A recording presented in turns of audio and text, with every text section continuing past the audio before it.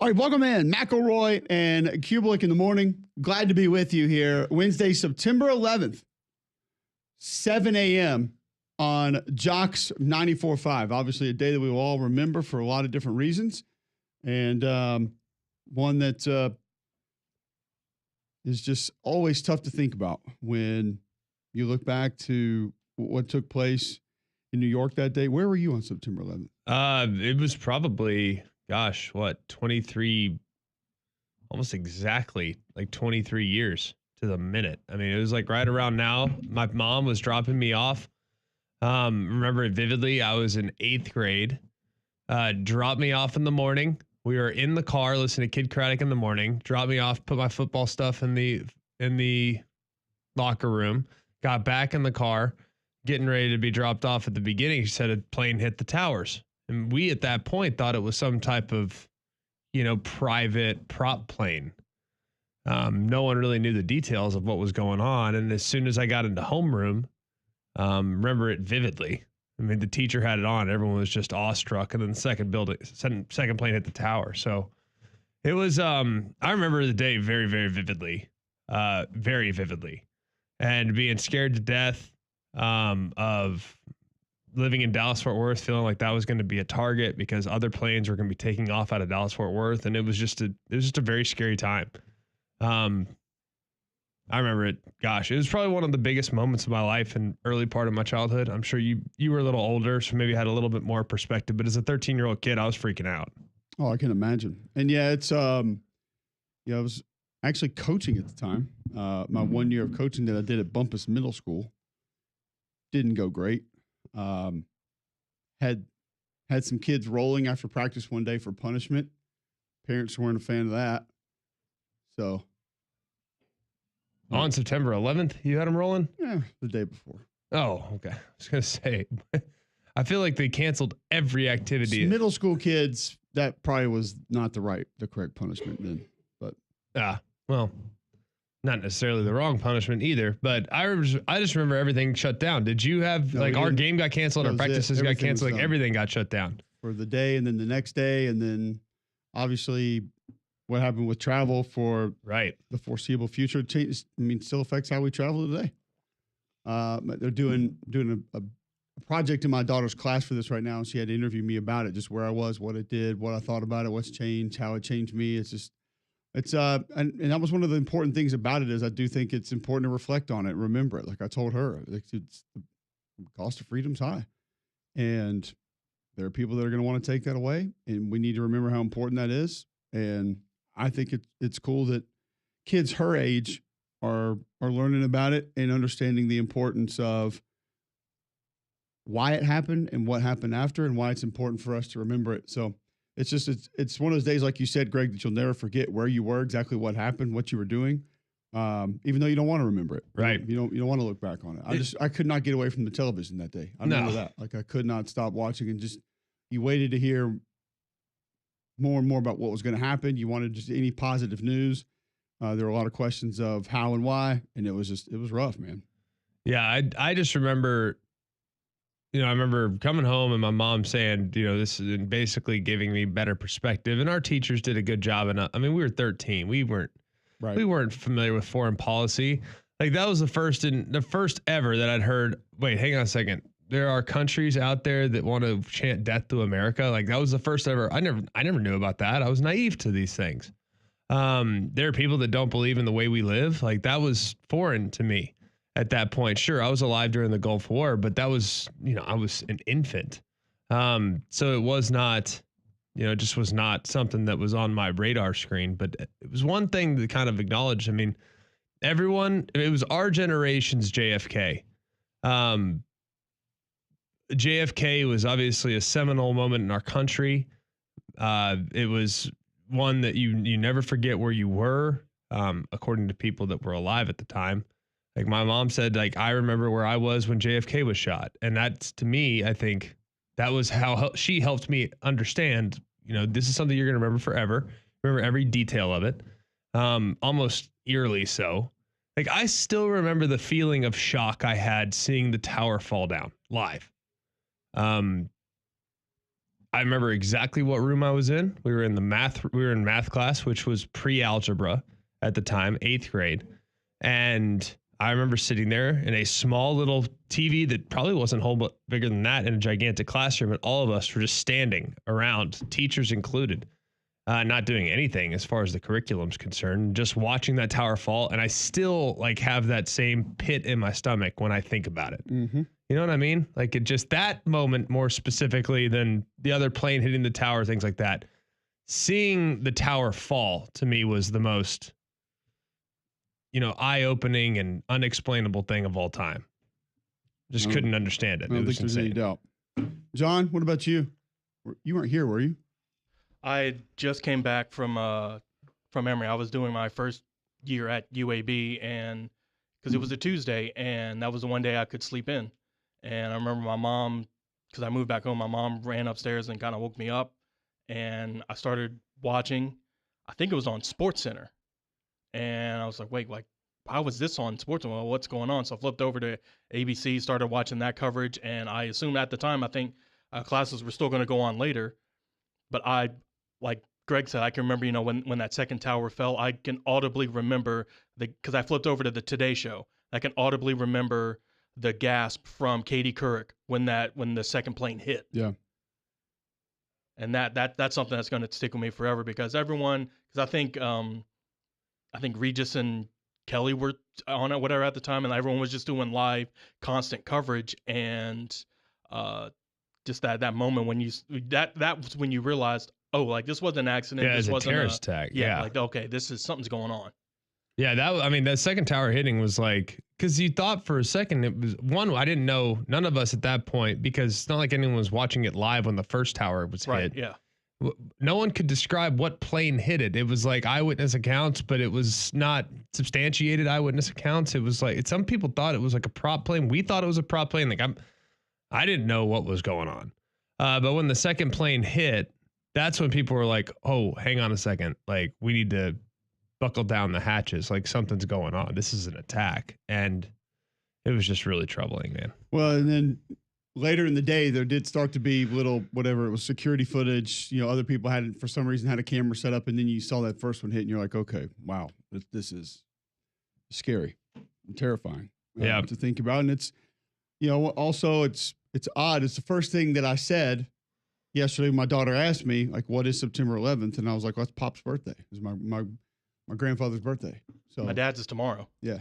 So we miss you, Pop, but that was something that we always remember. My dad's dad. So that was always a part of it.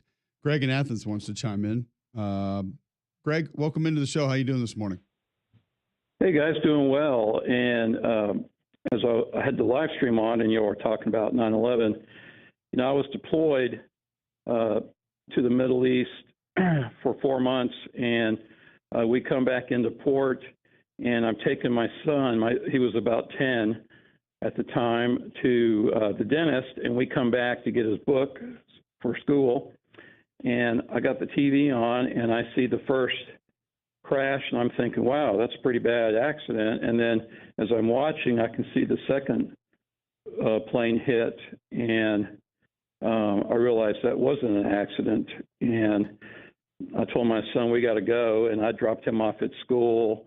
And even though I was off that day, about an hour later, my pager, of course, that's how long it's been, went off. And 3 days later, we were heading back to the Persian Gulf and launching cruise missiles in Afghanistan. For those that don't know, you served in our Navy, and we appreciate your service, Craig. And so, that quickly, you were in a submarine and you were gone. Yeah, it was crazy, and we always were able to leave on a moment's notice, but it really hadn't happened in almost a decade. I served 21 years, and back during the Cold War, we used to leave in and out all the time, and we'd gotten kind of complacent. And now as a teacher, when I'm talking about events like this, in fact, we talked about it yesterday, and none of my kids were alive, and they're juniors, were alive during this going on. That's how long it's been now. And I think, as a nation, we historically like to move on quickly from things, and we forget, And it's important, even in the medium that you guys operate in, sometimes to talk about these things because you never know when the next catastrophe like this could hit us and where. Absolutely. Great stuff. Thank you for the call. Thanks for sharing that. We really appreciate it. Really cool. I do remember after the fact too, like the pain and the disappointment and the confusion and all that stuff. But in the immediate aftermath, it probably was within a day or two. Like the universal feeling of patriotism was something that I won't even forget either. I mean, I think at the time I didn't know, like I'm proud to be an American, but I feel like the level of patriotism in our country at that point, after the fact, after we were attacked on our own soil, was at the highest point in my lifetime. So that was a moment, like with how we responded, that makes me proud still to this day. And our servicemen and women showing the leadership they did, just an incredible thing. And frankly, the message that George Bush sent after the fact too, and I remember watching that night, my mom and dad had to do something. I don't know where they were. I was home alone that night. I was scared to death. And she's like, watch George Bush's speech. He's going to make you feel better. So I watched it and I just remember like feeling, all right, we're going to be okay. Like I think that was a kind of a cool moment too, just to see our nation kind of come together in the face of adversity the way it did was a neat moment as well. Absolutely. All right. Well, you can keep those coming in at Mac and Cube. You want to tweet them in. You can text in 205-834-9450. Didn't really plan that, but as Greg stated, the Greg on the phone and the Greg in studio, and it's one of the reasons I thought it was really cool yesterday when my daughter had that project. It's awesome that they're doing that. You want the younger generation to understand how important some of those things were, and that we went through those things. I mean, it happened, and they need to know that. So, not a lot of we didn't plan to talk about that today. Not really something that we had that we wanted to make sure that we did, but I'm glad we did, and it's something that's important to talk about, like Greg in Athens said. So we are going to get to college football, and on the other side is when that will begin. Trent Dilfer, UAB head football coach, he makes his stop here weekly. He'll be with us on the other side. We'll get to the top three later this morning. Gordy Rush going to join us at 8 a.m. this morning. Gordy does sideline for LSU radio broadcasts, and I have questions about this LSU football team. Greg, I think we are in two giant tiers right now in the Southeastern Conference. I think we are in a playoff possibility. How far could they make it? And a will they make the bowl game tier. Literally, I mean, I know some will separate different directions, but right now that's kind of how. And when I lay it out for you later in the show, LSU might be in the latter category. When I lay it out for you later in the show, you will find it very interesting. Yeah. The one team that I do not think belongs in either of those categories is LSU. That's a fair point. I don't really know where LSU would lie right now if we had to force them into one of those two categories. Yeah. So we'll talk to Gordy about that, talk a little bit LSU. And then Mark Stewart's going to start to help us preview Wisconsin at 9 a.m. this morning. So he'll join us, first time he's been with us, and give us a little bit of an idea of what these Badgers are going to look like for Alabama upcoming this weekend. We haven't talked about Wisconsin really at all yet this season since it's began, and that's a big game at 11 a.m. on Fox Saturday morning as Alabama will travel to Camp Randall. We had date night last night and saw a friend of mine's dad. He came in to eat, came over and spoke, said he's going to go to the game this weekend, go up to Camp Randall, which would be an awesome trip. I've never been. Have you been? I have, yeah. Is it as advertised? Live up to the expectation? Oh, it's boy. Good. We'll move on. I just, the level of hostility you feel in this part of the country when you go on the road is just different. It's just saying, it's not. Hey, and ask Texas players how they felt about their trip to Ann Arbor. It was fine, I'm sure. It's a lovely trip. Your HVAC system, one of your largest investments this time of year, constantly being pushed to the extreme. You can trust a Trane home comfort system to give you reliability and peace of mind day in, day out for years to come. Visit Trane.com to find a comfort specialist near you. And remember, it's hard to stop a train. Trent Dilfer with us next on Mac and Cube in the morning.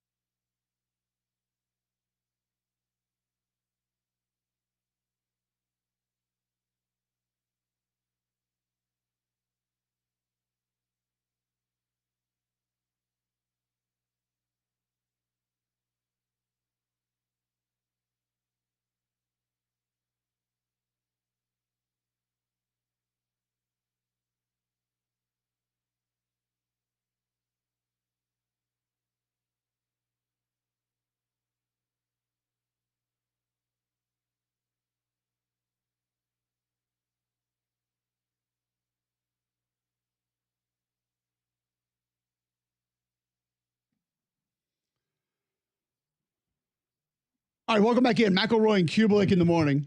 Appreciate you guys tuning in. Jocks 94.5. Listen online, jocksfm.com. You can go to YouTube now, watch the show live. Just search Jocks 945.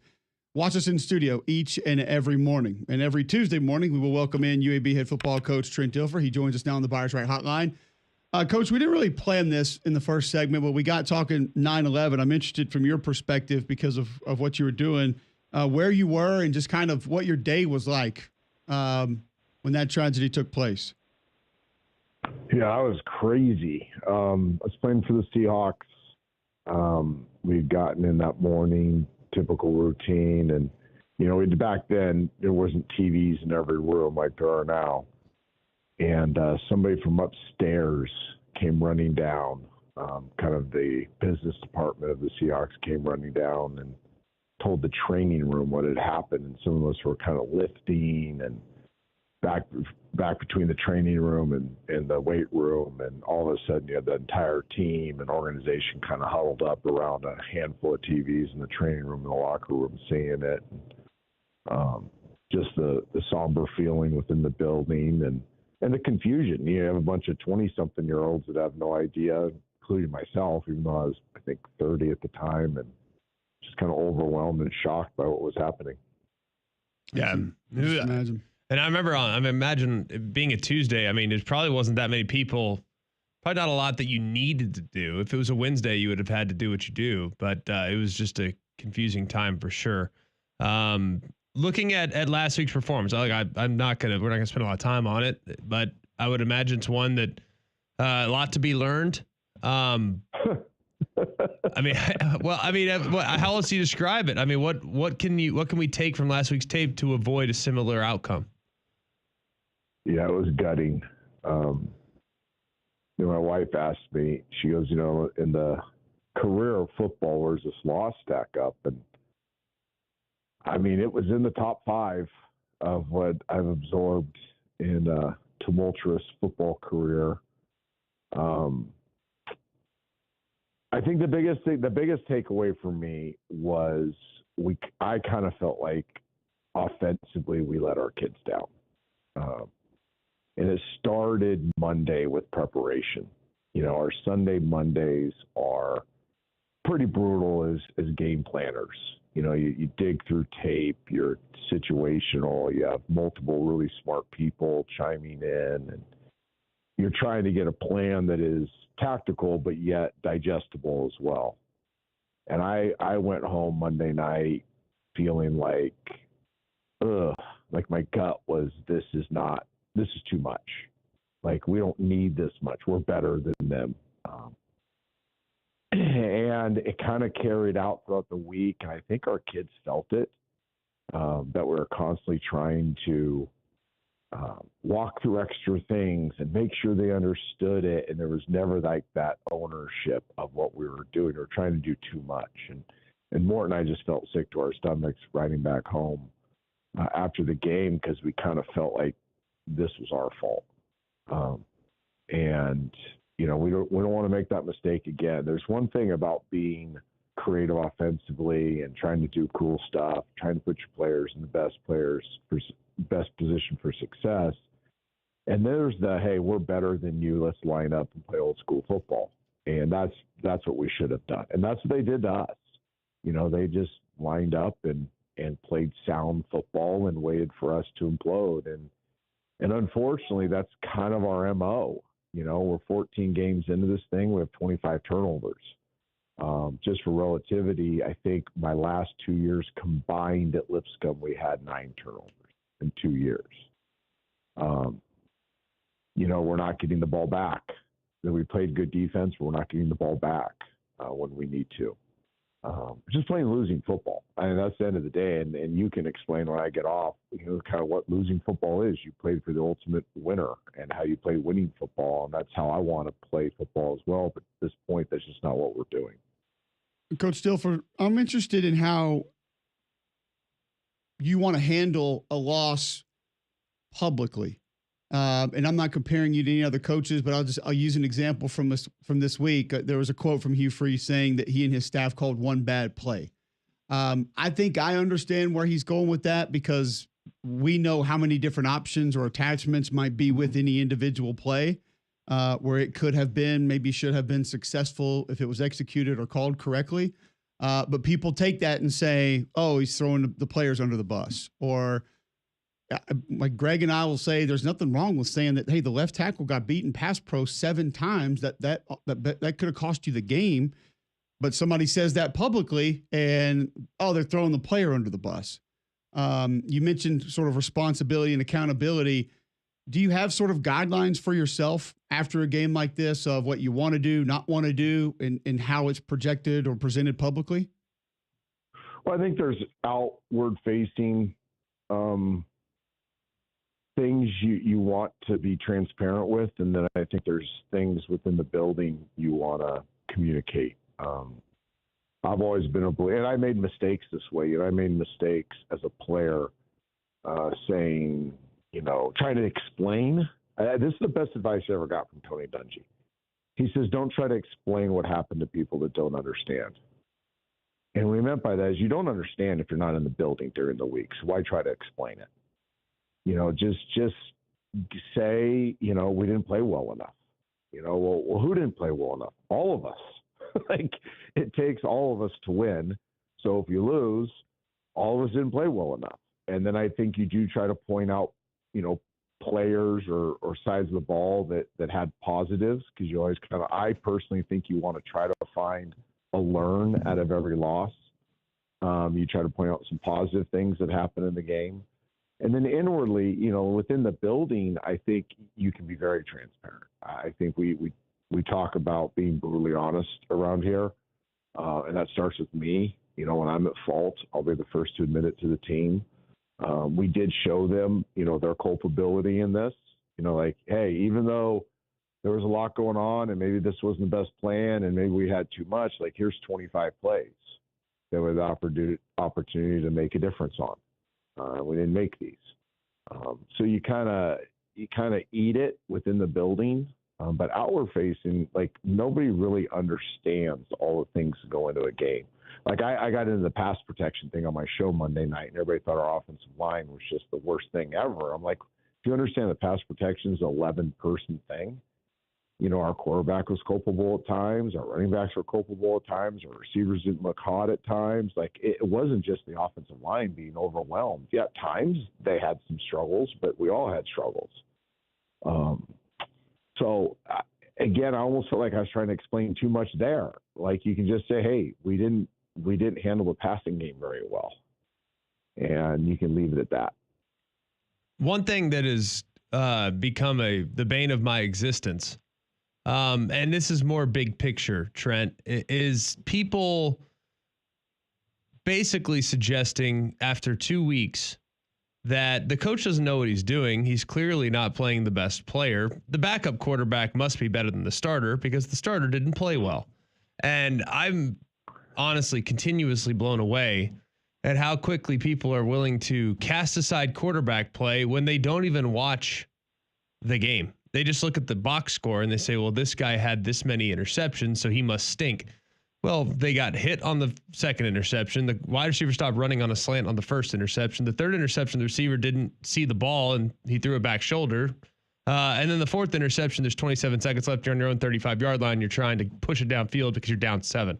How would you as a coach respond to those and the fan base suggesting that the backup is the better option, even though you have surveyed thousands of reps dating back to spring ball? Yeah, again, it's so difficult because I personally want to be able to help this is my TV career. I want to be able to help the audience understand. Right. But when you get into the explanation game as a coach, it's a lose-lose situation. And really it takes people like you, smart people. And I don't just say this because you guys are my friends. There's a lot of dumb people talking about football out there. You two are not two of them. You know what you're talking about. As well as anybody in the sport. And I think it takes you guys to explain exactly what you just said on behalf of that quarterback, on behalf of Hugh, on behalf of Trent, on behalf of Kalen, on behalf of Hatch. Take them into the thousands and thousands of reps that we see and are evaluating, do you really think we're trying to put the worst person out there? Do you really think that we spend 16 to 18 hours a day in the office trying to lose? We make bad decisions at times. Sometimes we try to do too much. But at the end of the day, we are trying to win. We want to win. Believe this or not, fan base, we want to win more than you do. Yeah. Your livelihood depends on it, which is shocking. Our families. I mean, I think of my coaches all the time. Like, this is their livelihood. If I get fired, they get fired, and they may not get another job. They don't have a vacation home like me. They don't have, 14 years of playing in the NFL. Like, this is their life. This is their livelihood. Do you really think at any moment during the week they're like, I don't really care if we win this game? Like, no, they're doing everything in their power, trying to make every decision possible to help us win a football game. The same thing's going on in Auburn. The same thing's going on in Alabama. The same thing's going on at Sanford. I can go on and on and on. And it takes you guys to try to give context to that, because if we get into it, we're making excuses or whatever it is. And that's why I just learned you just can't play the explain game, because you're trying to explain it to a base that really has no concept of what goes into this. Coach, I did want to just get your thoughts on the demeanor, the attitude of your team. I feel like now not every ounce of it, but a lot of the effort was still, I see 78 pulling around. He's knocking people down. I see a screen out wide 86 and another receiver running a dude out of bounds into the bench. It feels like the effort is at least close to where you would want it from this football team. It really is. They're fantastic to coach. It was the weirdest first meeting with them after such a painful loss. It was weird in the locker room. My message was very simple. I wouldn't trade you guys for anybody. I wouldn't trade his coaching staff, these players. We believe it or not, we feel like we have a good thing going. Now, there's no evidence of that. There's zero evidence of what we feel, but we feel like we're doing the right things. We enjoy one another. They are working hard. This group of kids shows up every day and wants to do their very best. Yesterday's practice was phenomenal. Not good, it was phenomenal. It doesn't always mean you play well, but they get after it and they do the right things, and the morale's great. Like, there's no flinch. There's a couple, every team has a couple malcontents. Like, even you need that. You need that. I agree. Thank you. And you can explain that in further, Greg. Like, when we hang up, explain why you need that edgy, malcontent, kind of ornery person on your team. We don't have a bunch of choir boys either, but these kids want to do best.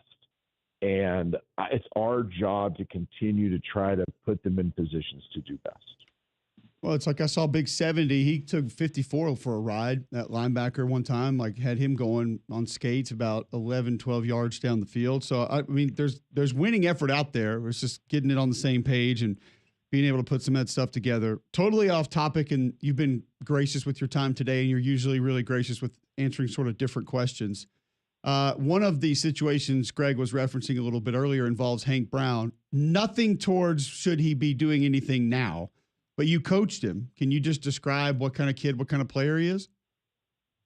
Yeah, I got asked this to the quarterback club the other day. Believe me, I've gotten 7 text messages about your answer, so I look forward to hearing it here. Yeah. Listen, I think Peyton Thorne's a good player. It's not my job to choose Auburn's quarterback. It's not my job to comment on Hughes' job. I love Hughes' friend. I'll just tell you, coaching Hank and being around Hank, the kid is everything you want in a program leader. He checks every box. This is the easiest way I explain it. Is he a 10 in anything? If you're grading, let's say there's 30 traits you want in a quarterback, and Greg, you can go in and explain all of them. He's probably not a 10 in any of them, but he's not less than a 7.5 in any of them either. He's a B+ to A+ player in every part of quarterbacking. The things that people want to talk about the most, his arm talent is an 8, 8.5. His accuracy is a 9.5. His poise is a 9. He won't flinch in the SEC. Like, there's nothing too big for this kid. His preparation is a 10. His character is a 10. I said it when I coached him in high school. By the way, he didn't play a snap as a junior. He plays 1 year for me. He never lost a game. We never even had a close game. He never lost his poise. He never not graded out better than B+ football for us. And I said about halfway through his senior year, I said, this kid's going to play in the NFL. Like, I've seen him. Like, this is what I did. I coached high school quarterbacks, the Elite 11, and, 28 of the 32 NFL starters went through it. 85% of the Power 4 quarterbacks went through it. I've seen them all. Tank is as good as any of them. Coach, we always appreciate your time. Always appreciate how candid you are with us on all topics, and we look forward to next week. Good luck this weekend. I probably should ask you something about Arkansas, but I don't want to keep. They're really good. Here's what I'll say: they're really, really good. They're way better on offense than they were a year ago, aren't they? Oh my gosh, they're not even close. Yeah, they're so good on offense. But we love a challenge around here. Go up there and throw a punch, dude. Amen, brother. They'll do that. Thanks, Coach.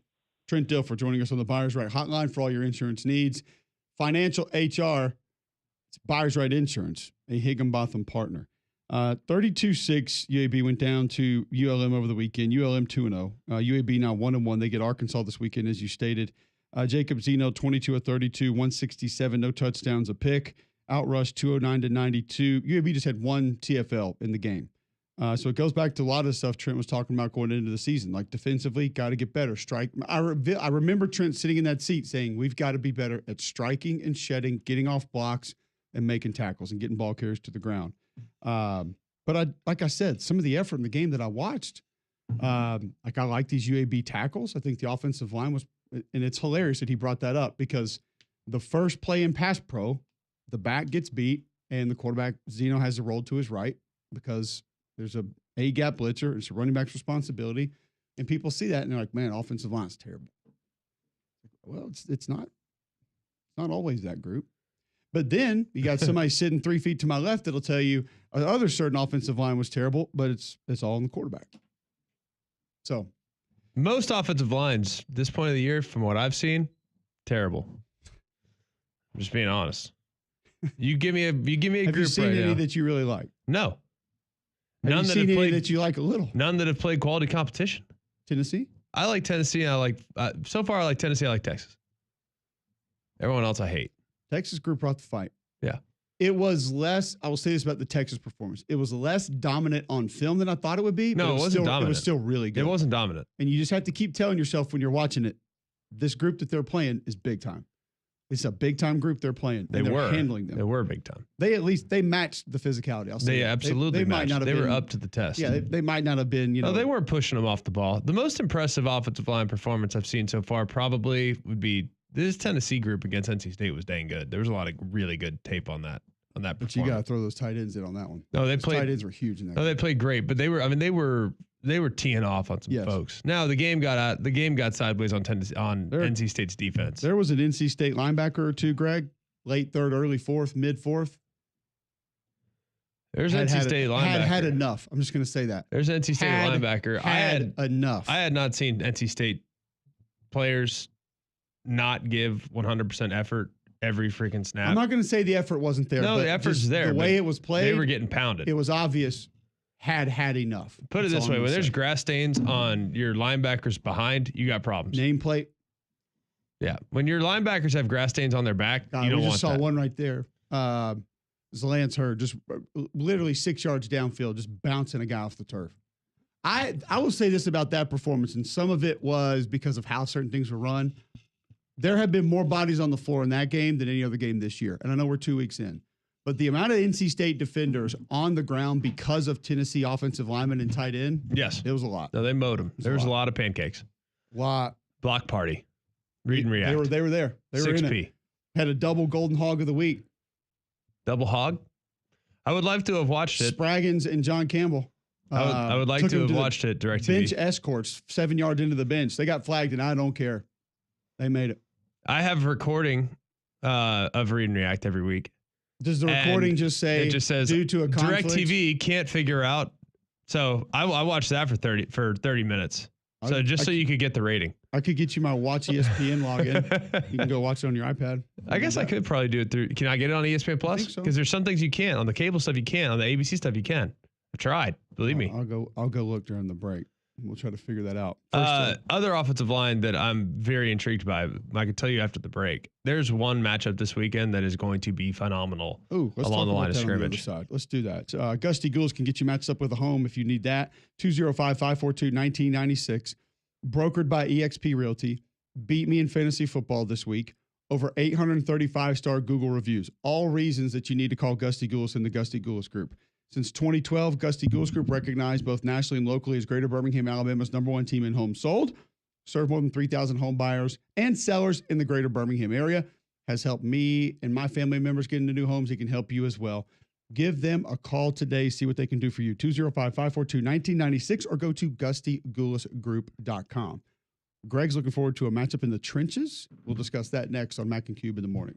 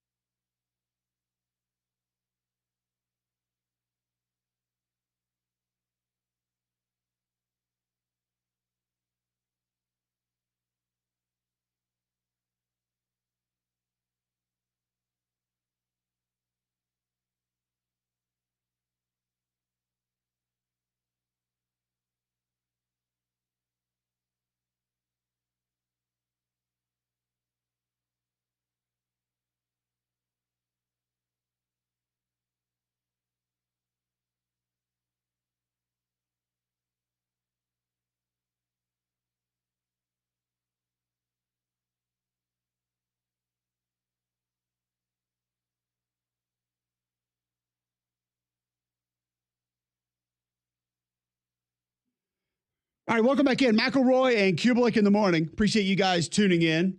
You can watch us live on YouTube. Search Jocks945. Always tune in that way. JocksFM.com. Appreciate you in Capital City listening on Sports Radio 740. If you're heading down to Montgomery or past that, You can tune in there. North Alabama Sports Radio, Talk Radio 730, 103.9 The Ump. So 103.9 FM, 730 AM. A game you're looking forward to this weekend, G-Mac. Is it a sneaky matchup? Is it one that a lot of people you think are excited about? No, I think the matchup along the line of scrimmage between LSU and South Carolina is going to be phenomenal. Just going to be absolutely phenomenal. Well, on one side, I'll say. It'll be literal patty cake on one side when two groups are on, and it will be like Tyson Holyfield when the other group's on. Well, when LSU has the ball, when LSU has the ball. That offensive line did not play well against SC by their standards, I don't think. And I think that this now is a group at South Carolina that has everyone's attention. They're deep along the front. They got disruptive T tackles. We know they got speedy edge rushers. And I think LSU is a one-dimensional team. Like if you really watch Kentucky in the first 20 minutes of that game, like they had it going in the run game. Like if they would have just stayed patient. Between the tackles too. 5.2 between the tackles, Greg, 3.2 outside the tackles. Yes. For the game. That's yards per carry, That's by the way. That's the game. For the game. Yeah. If I asked you right now, strength of the LSU football team, what would you say? Quarterback. Of course you would. I had debated this with a buddy of mine yesterday, and my response to that was, why do you think quarterback has time to do the things that he does? Does he have a lot of time? I feel like he does. No, I think they had pretty good plan. They do move him a pretty good bit. Yeah. Especially last week. I'd say I don't think that he's standing back there and hanging on to it for 3.5 seconds. I don't have the stats in front of me today, but why not? Because I forgot my briefcase in my office. But I'm working off a phone today, and it's not even like one of those fancy phones. Everything is up here. Mentals. Mm-hmm. Haters. Humble brag. You have more brain cells than us. That feels like a straight. Barely. I don't. I just don't have mold or mildew in my brain right now because of my friends at B-Dry. B-Dry has been serving groups across Alabama for 60 years. They continue to make sure that things are backed up even after the fact with the life of the structure warranty. B-Dry is the very best. They're the largest waterproofing company in the country, and they're the only company that can stop all 5 ways that water can enter your foundation. So go and check them out right now. Know that you're going to get the job done right. You're going to get the strongest warranty, life of the structure warranty, and you're going to get the best price, not a single payment for 12 months, and it's interest-free. So call B-Dry today at 942-1976 or visit bdryalabama.com. I'm with you. I'm excited about that one. Dylan Stewart, we're going to find out. I think we're going to find out. Will Campbell, this isn't that little dude from Nichols that you can. Did you see Will Campbell like literally shaking the defensive? He had this defensive end from Nichols, and he was holding his shoulder pads, and he was like shaking him violently in pass pro, and the guy's head is just flailing around, and then he drives him 7 yards downfield and just throws him to the ground. And I was like, that's the only rep you need. That's the first tackle off the board. Stop. Don't look at anything else. Nah. I know who the guy is, but it's like when you do, humans don't do those things. Fair enough. Like, I think we're going to have a really loud announcement from LSU that they are very much a player this year.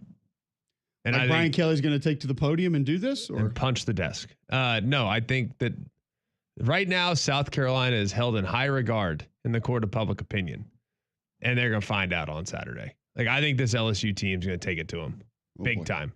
And I really believe that. I think LSU matches up pretty good. I think they can hold up front. I think they have the weapons to be able to create on the outside. I think this LSU defense has actually made progress. I don't think they're great, but I think they've made some progress. And I think right now we're looking at South Carolina through a lens of, man, they just killed Kentucky at Kentucky. And I think Kentucky imploded as much as South Carolina dominated. Yeah. So sometimes when you see the implosion versus the domination and how that's factored in, I look at the LSU Tigers as a team that you're getting on sale right now in the court of public opinion. People think they stink. People think South Carolina is great. I'll lean towards LSU. I think they have a better roster. Little blue light special. Not necessarily. If you want to imply it to the gambling aspect of it, that's fine. I wasn't necessarily thinking about it in that regard. I was thinking about, I think LSU controls this thing. I think they have the better roster. I think they're better on defense. I think they're going to give Lenore some problems because they're going to play some man. I am worried about South Carolina's offense in this game. I think they're going to struggle. I think they're going to play some man. I think the athleticism of LSU is going to give them a lot of fits. Now, I don't think there's going to be a lot of big plays created on the perimeter, even though I think Lenore's is great. I just don't think the receivers are very good. He doesn't have great receivers. Nuss, 302 last week, 6 touchdown passes, third LSU quarterback all time with 6 or more touchdown passes in a game. Joining Burrow and Jordan Jefferson. Max Johnson.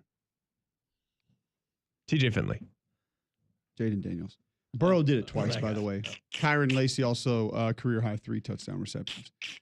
The secondary versus LSU's receivers is going to be a good matchup also. That's a good South Carolina secondary. They got length. We'll talk more about it. They got a lot of length, and they're very physical. I think their secondary does a nice job. Plenty of time to talk about that game. We will. We'll get to our top 3 when we come back next on Mac and Cube in the morning.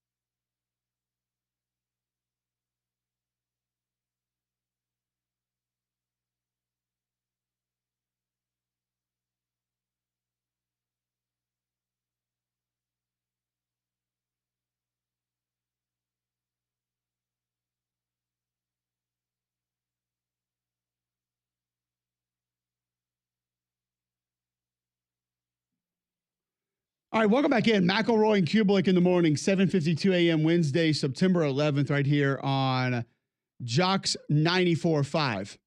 Appreciate you tuning in. Listen online, jocksfm.com. Apps in your app store, iPhone, Android. You can download that for free.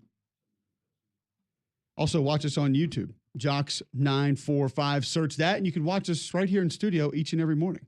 Bill Smith Buick GMC is the GMC dealer of the year. They're the national champion, 7-time national champion. The dealers that they have right now on the lot are off the charts good. They always are. You can go get yourself a GMC Sierra 1500 SLT. It's 4x4 X31 loaded. $67,860 is the list price. You can take $12,750 off. You get it for $55,000.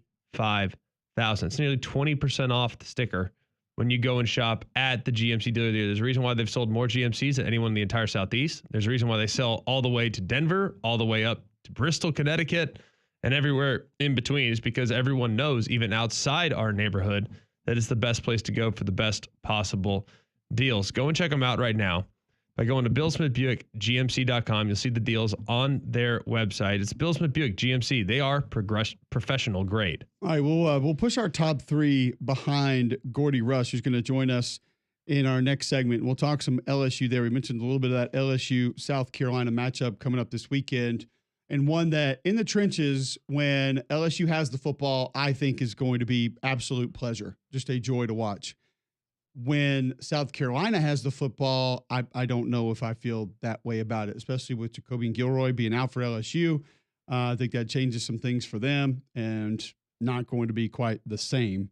But we'll spend more time on that game. We'll talk to him about it. But there's other good matchups. The South Carolina secondary is really good. Really good. Against an LSU receiving corps that is solid, and especially when you throw in the tight ends.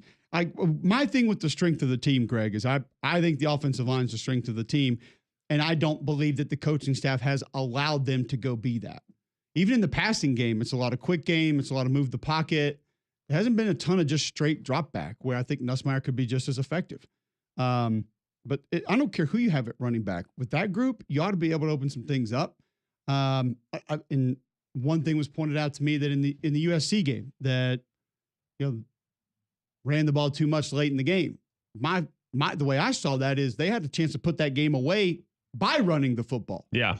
And then it was taken from them and they didn't let them do it. They tried to start going to the air again. Your running backs touched the ball 13 times against Nichols. How did that happen? Because there's really nowhere at this point to go at their running back spot. Like, I know that you sit there and say, okay, well, they have Josh Williams, they have others, but here's my problem. They need those guys to go the distance. You don't need them against Nichols. So while I understand very much, hey, it'd be great to create some balance, it'd be great to take some pressure off their passing attack, all that's great, but I don't need them against Nichols. I need them against Arkansas in a couple weeks. I need them against South Carolina this week. I need them against Bama at the end of the year to create some balance then. And right now, them being that thin at running back is of huge concern. And why is it that we have LSU is thin at running back, Texas is thin at running back, Texas A&M's thin at running back? Like, we are thin at running back across the board. Are people like not playing running back in high school because of the contracts that guys are now getting in the NFL? Like, what is the deal with this? So I think they're just saving their touches. You get X amount of the season out of a guy, and I think they're just trying to save him, don't you think?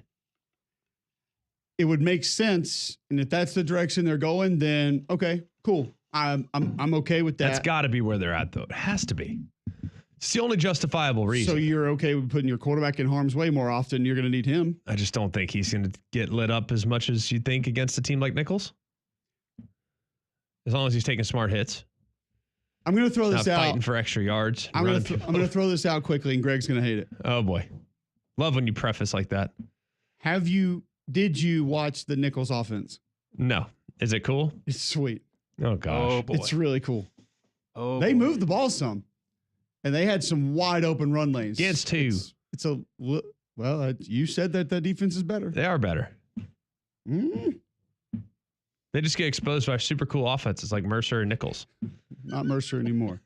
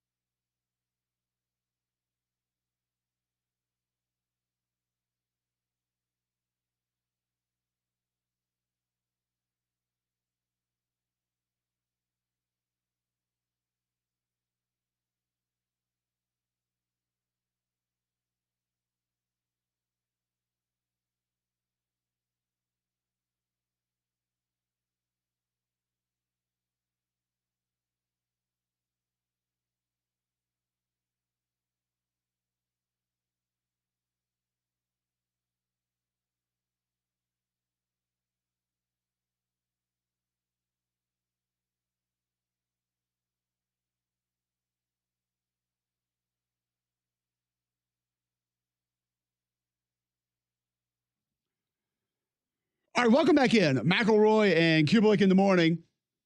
Hour number 2, 8 a.m. underway, Wednesday, September 11th, right here on Jocks 94.5.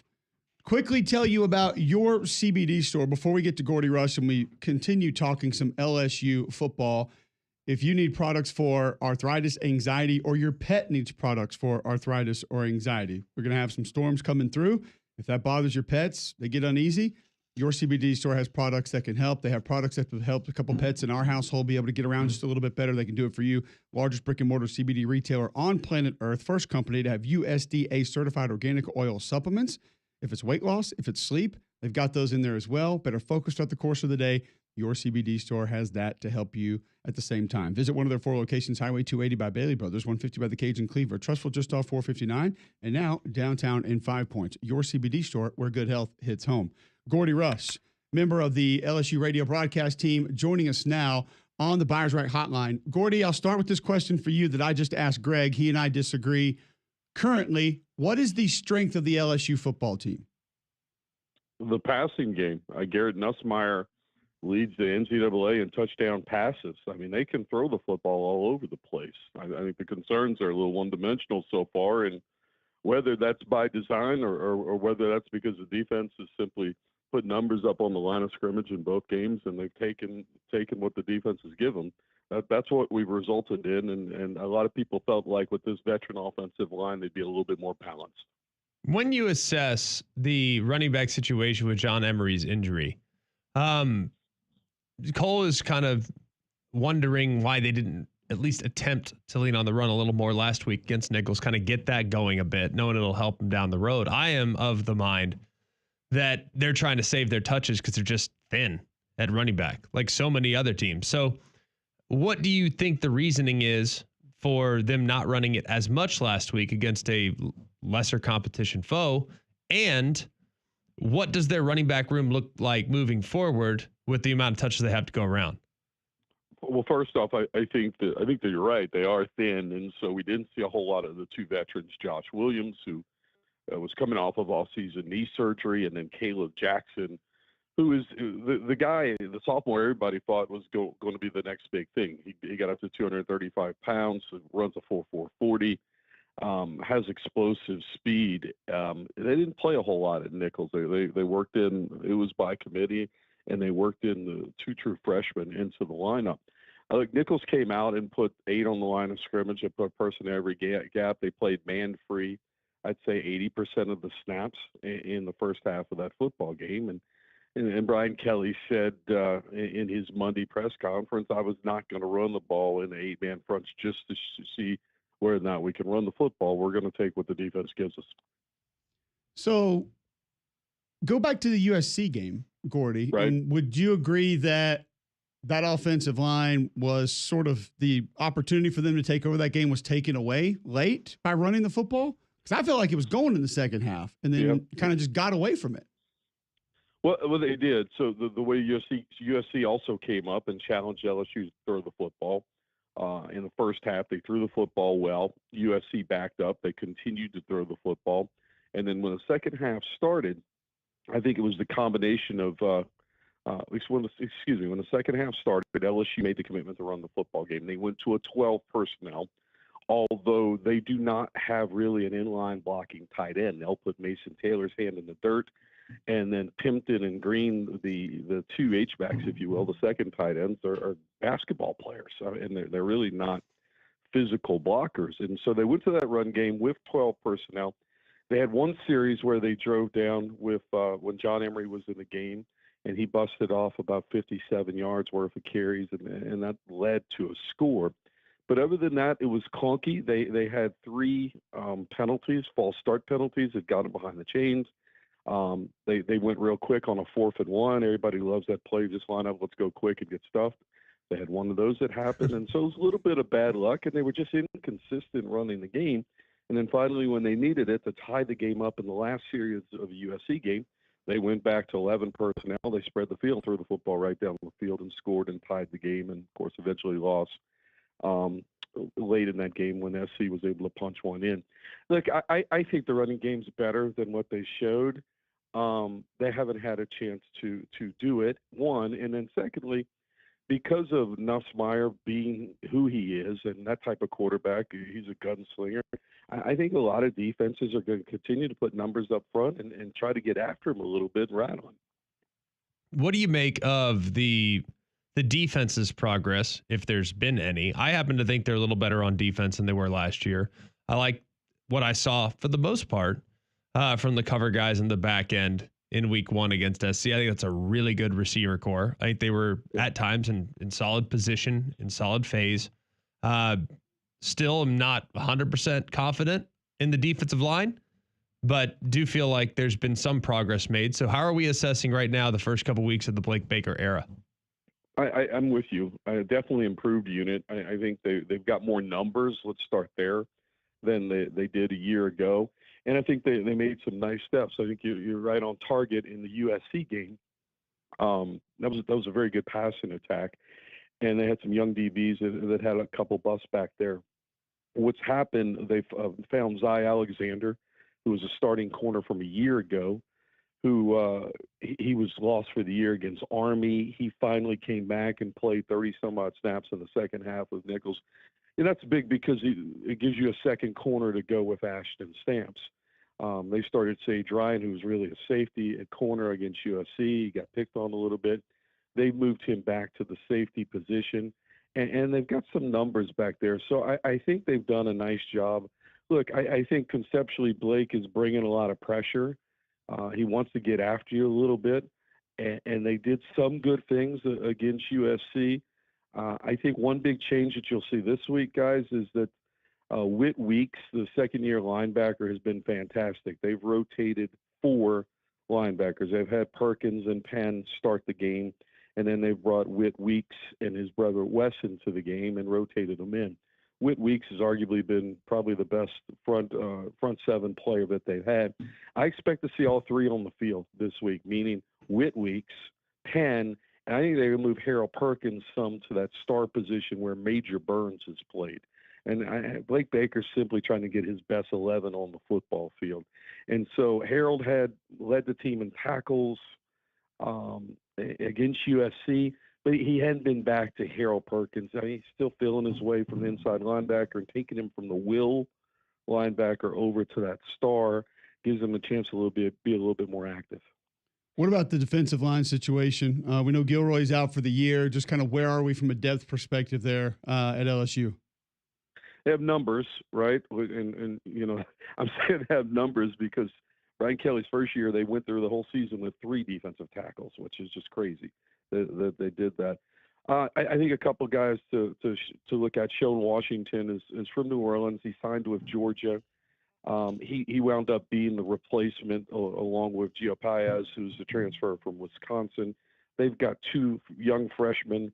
I'll say Ahmad Bro has been the best looking of them. Dominic McKinley, who's a 5-star kid from Acadiana. That a little bit of I used a baby giraffe, thing, and at least I think growing in his body some. Perfect world, they'd love to redshirt him, but there's no perfect world now. He's got to play, and so they've got bodies. I think Bo Davis has done a nice job coaching them up. What does that look like when you get into SEC play? Right, SC threw the ball. Nichols ran basically a wildcat offense, and it was all about making adjustments to slow LSU down and make sure that everybody was gap responsible before they were able to shut down that running attack in the second half. But I haven't seen them go against an SEC caliber offensive line yet. How do you feel about what we're going to see this weekend? Road trip, first legitimately hostile environment for them. South Carolina is certainly feeling themselves. Excellent pass rush that they're going to see. How do you think they'll handle it? I mean, this is a team who, in defeat, would be at a 1-2 spot, and I'm not sure anybody anticipated that through 3 weeks of the season. So, how important is this game, and how do you think they'll handle the big moment? Yeah, I think it's very important. You look at you get UCLA and South Alabama here before the open week, and heck, the talk before the season was beat USC and you're 5-0 going into the bye week before you play Ole Miss. I don't think anybody had 3-2 in the conversation, and especially after South Carolina's opening game against Old Dominion. That was a game that could have gone either way, and South Carolina obviously did what they did against Kentucky. Look, I think it's going to be an interesting matchup, this offensive line that does pass protect well against a talented defensive front for South Carolina and LSU. Will they be able to continue to give Nussmeier time and let that fine receiving group and Mason Taylor tight end time to get open? So I still like LSU on that side of the football. I'm really interested to see the other side. And, with South Carolina, I think they're still finding themselves on offense. Sellers, when he gets out the pocket and he's able to improvise, made some big plays in the second half of that Kentucky game. And I also think that with the success that Nichols had rushing the football in the first half, I'm sure Robbie Ashford's going to have a nice package for this football game to make sure LSU's not overrunning, over-attacking things, and playing their lanes. Ashford had 6 carries against Kentucky last week. And so I think LSU will see both quarterbacks. And defensively, have they made the improvement that you and I have seen out there? They're going to be able to step up on the road and eliminate some of the big plays, because I think Carolina probably had 5 or 6 20-plus plays that were the difference in that ball game, along with their defense fine play. Gordy, outside Kyron Lacey, how does the staff feel about the wide receivers? Well, they need to get people healthy. Lacey, I think you've had 4 real steady receivers thus far. Kyron Lacey has been solid. You 2 slot receivers. Thomas, the transfer from Mississippi State, has been dynamic in both the kick game and when he's caught the football.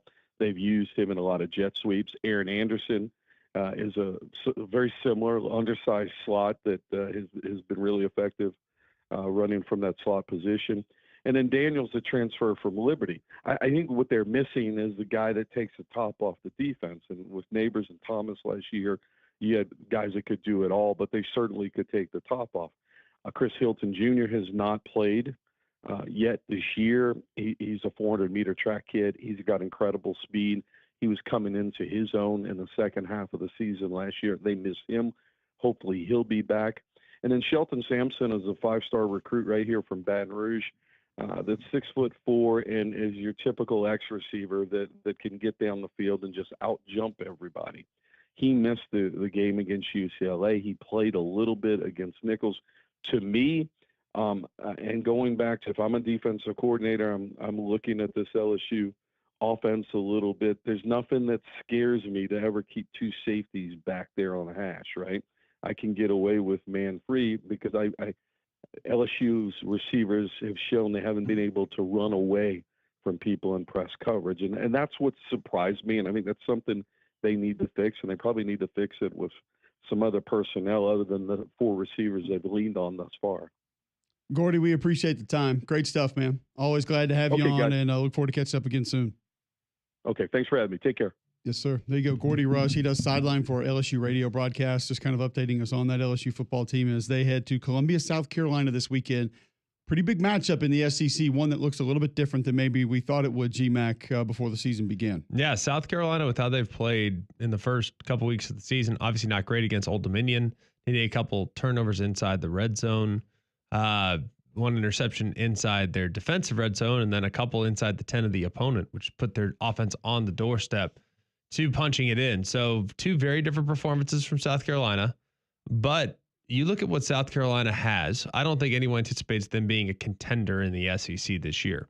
But hosting LSU, hosting Missouri, hosting Ole Miss in a couple weeks, like they can very easily play the spoiler on their home turf, which is a very difficult place to play. And they have road trips to Alabama as well. So, I mean, they're a team that I think might be a tricky matchup for some. I don't think it's a terribly difficult matchup for LSU with how LSU's offensive line's likely to play. But all things considered, I do think this is a very dangerous team that you don't want to mess around with. That's for sure. Absolutely. Get tailgate ready at Royal Automotive. My friends at Royal want to help you experience how car buying should be. 4 Royal-owned dealerships in one location. The selection and savings are unmatched. Royal, the only place to find over 19 unique truck and SUV options in one spot right now. Get up to $14,000 off select 2024 GMC Sierra models. 0% for 60 months is back on 2024 Volkswagen Tiguan models, or 0.99% financing on select Volvo XC40, XC60, or XC90 models. Go see my friends at Royal.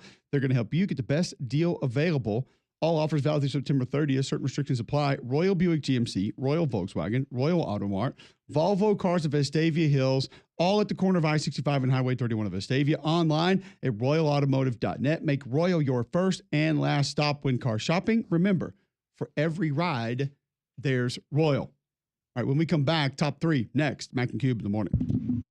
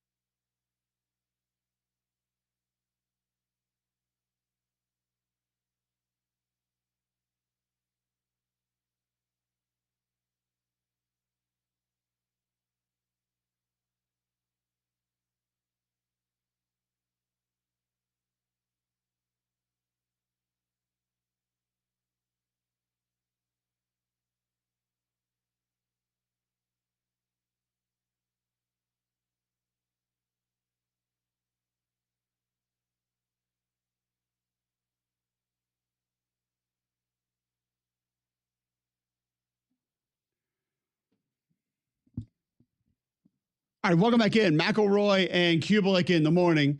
Wednesday, September 11th, 8:18, right here on Jocks 94.5. You can be a part of the show this hour, 800-239-9569, 800-239-WJOX. Get you on the Buyers Right hotline. Text in 205-834-9450. After this, I want you to begin thinking about, can they get to 6 SEC teams? It feels like there are 2 massive groups of teams in the league right now. 1, how far can they go in the playoffs? 2, can they become bowl eligible? We'll discuss it next. But Damien, you bring us our top 3 each and every day. Sometimes sports, sometimes not. What's our top 3 going to be this morning? It's something that we're all pretty familiar with. It's a theme that we're all. I didn't watch the debate, so if you're asking about that, I don't know. I didn't. Top 3 debate questions. Take notes. There was Top 3 cable news networks. Whew. I'm gonna pass. Top 3 cable news personalities. A lot of options I'm here. not sure I could give you 3. Kurt Loder's number 1, right? Who? Kurt Loder, NTV News. I knew he was legit. I like the lady from Nick News. How many times did Nickelodeon News back MTV in the News day. give Linda you like Ellery? a? How many Was it times did Linda MTV Ellery? News So. give you a real hit? Like there were like two that I can remember that were actual news. It was a Snoop Dogg something. I just remember they would come in and be like, MTV World News report: Madonna's tour is going to be canceled. What we got do I do all that now? dramatic Do music that. for that. Yeah. Thanks, Kurt. There goes my summer. Back to the Cypress Hill video, please. It's different times back in the day. Do you watch reruns of? You probably were watching reruns of like that stupid show that they had, Real World or whatever. Remote Control. It's actually a good show. Out here acting like Real World's a dumb show. It was good back in our day. Real World? Yeah. Careful in the real world. Julie listens to the show. Yeah, man. Who? Don't worry about Okay. Hometown hero. I'm with you. That's not helping your cause, though. I'll be fine. it. Julie used to live behind. Julie was my neighbor Yeah. when we first moved back to Homewood, and Been on the so show. I had to explain it to my wife. We went back and watched it, and it's wild that today's 9/11. Also, the craziest part about that first episode of The Real World is her parents taking her to the airport and seeing them go into the airport, Yeah. and Yep. just how like Saying goodbye Very- at the gate. we walked people Yeah. to the gate. Yep. Yeah. Really? There was no metal detectors or anything. Like you just walked in and walked to your gate. And that was it. Yeah, And you your did. family came with you and they waved goodbye and then they Yep. left. It's like, wow, times haven't changed. Yeah, that's a fact. But no, with also I know it with September 11th. this National movie- Hot Cross Buns Day. No, it's actually Look it up. It's your stupid national it calendar. really. Yeah, I was. Yeah. I know why you gave him that look, like you were expecting something. I thought you were gonna go make your bed day, which is like Oh. right below it. Oh. I am weird and I make my bed in my hotel room. That is weird. Like It's the first after? thing I do when I wake up. No. Hmm. I can't make my bed at home because Because you're right, yeah. I Right. leave before my wife gets up Correct, most yeah. days. Yeah. So Yeah, Making your bed in the hotel room is a psycho move. that's a little. I don't know, Landrum. You heard Landrum hotel Oh yeah, stories, eh? he unpacks and put them Yeah, in the that's- drawer. that's- Also, it Turns Yeah, you psycho. into an that's- apartment for a day. That's Scary. level of yeah. Psycho. Landrum may be psychotic. Cole may just be sociopathic, just a little bit less. that's definitely it. yeah. No, but it's also we celebrate a pretty important birthday. It's our buddy Ludacris. So when it comes to Ludacris, give me your top 3 Luda songs. Southern Hospitality is one. Okay. I'd have to check the entire catalog and some of the names of songs. It's been a minute since I put my Ludacris CD in. As Mm. it should. Does it have to he's be an actor his now, so- song, or can he be, Can be featured? featured? I will allow that. I will allow it because he's got some features too. Y'all are going to go with some really bad choices here, specifically Damien. No. Yeah. No, not It at is all. a weekday, isn't it? So what do you expect from him? I mean, he is a hypo disciple wearing what today? It looks like an Alabama shirt. Yeah, what it do is. I know? Yeah. I mean, we're on, cameras and stuff. Now people can see you and your hip hop and fandom. I mean, one of my favorite Ludacris verses is "All I Do Is Win." Ludacris, go ahead No on the matter verse. what? Can't stop now Yeah, with DJ Khaled. Like that's a fire that's fair. verse. So that's probably my number one. That's number 1. I mean, it's one of them. I don't know if it's number one, but it's one of them. He's got some bangers now. He's got a lot. Yeah, like once you go down the list, Luda's kind of Diamond in the Back 2. Oh, okay. That's it. I was like I said, I had to check the I like catalog. that. It's been a minute since I have had. I like that. I've had my 3 for me might be. I'll just say, titled after a garden tool, in which I'm not going to state the name on air. Mm. Mhm. Mm. What does a rake have to do with anything? I said that shoes up. Yeah, yeah. I'm familiar. There you go. That's my top 3. None with Usher. None with Nate Dogg. I don't need any of those. I know all the ones y'all are going to throw in there. No, not at all. Yeah, I do. No. Gregory? Welcome to I Atlanta. mean, it's just so Hey. funny. Like, Stupid songs, area codes. I know all the dumb ones that the FM stations play. Like the blueberry yum yum. I still need all those. What about Roll Out? Yep. Roll out. It's not terrible, but it's not Roll one of his out. best. It's overplayed. Yep. This is not bad though. I mean, chicken and beer and word of mouth were like, I was getting ready to get my car. Like, I mean, I was very excited about, being able to rock and roll. Stand Up would be up there. He's good on Missy Elliott's track.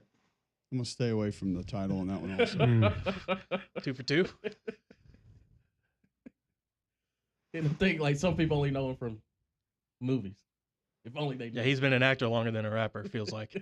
Even though, yes, he obviously started rapping earlier, but Fast and Fury have propagated for about 20 some odd years. Fast and Fury. Okay, John, you're up. Number 3 is Holiday Inn. Attaboy. It's a good track. Yeah. With who? Chingy and Snoop Dogg. Who? Chingy? The, Boy. the best rapper of all time. Obviously, correct, right. Good See, karaoke according song. to this show. Good karaoke song, too. There's 2 things you take from this show. One, local media tells you if you don't score more points in the second half than the first half, you're not a good football coach. Present company 2, excluded, not us. Chingy, #1 rapper all time. Number 1. Mhm. That's universally accepted. It's not. Number 2, although he is probably third of 3 on this track, Lovers and Friends. Okay. Mm-hmm. And number 1, specifically the rock version, Get Back. Okay. The other one's fine with his big arms and the video and stuff. That's fine, but What's the rock version? it's basically him with Sum 41 in it. It's the same song, but it's got. I was like, all right, this is kind of cool. I can dig this. Okay. I'd play it, but Yeah, it's can't. understood. Correct. Oh boy. And now the part everyone Welcome to Atlanta is a good song too. It is. see has And there's so many good songs. Where the players play. generation. Okay. No, it's a little before my It's not time. great But no, song. it does. It does bang. Number 1 for me. Number 1 for me is can I? Yeah. I just don't All over the allude world. to it. All over the world. Him and Bobby Valentino. Okay. All over the world. Same. Not bad. It's not terrible. It's a good song. Number Good 1. hook. That's number 1. Number 2 for me, it's his verse on a song with Jamie Foxx, Unpredictable. It's Yeah. Okay. It- yeah. I forgot that it's one. for the actually. girls. Just it's for the because grown of folks. one verse makes it one of his it's one of top his 3 best. songs. It's one of his best. One of his best works. That's not comfortable. No. Right there, what's on television behind you. Oh boy. Glad the cameras can't see that. I'll be careful. I mean, they And will number if he 3 talks. And number 3 for me, it's kind of it's a tie. It's a tie. I would probably have to put Holiday Inn in there, but it's Move. Like we thought. Yep. E. Never in Robinson doubt. tweets in, "I'm So Hood remix." Ooh. Oh no, his verse on that one was pretty gangster too. So Hood. 2 Active Fool, 3 Garden Tool. Right. Garden Tool. Arky Shovel? Shay, thank you for that one. So Yeah, a lot of people got welcome to my. Why they got welcome to my hood? This has got to be somebody young. are they getting 2 different songs confused? You're right. Welcome to Atlanta and I'm So Hood. Correct. That feels right. Oh, we got to get Did back. I'm So Hood? We got to get back. Well, maybe. At times. Oh, answer that. I bet he's got his top 3 Ludacris songs. No, it's Domer.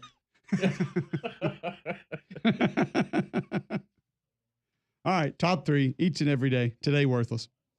Today's his birthday. It is indeed. I'm gonna go 42.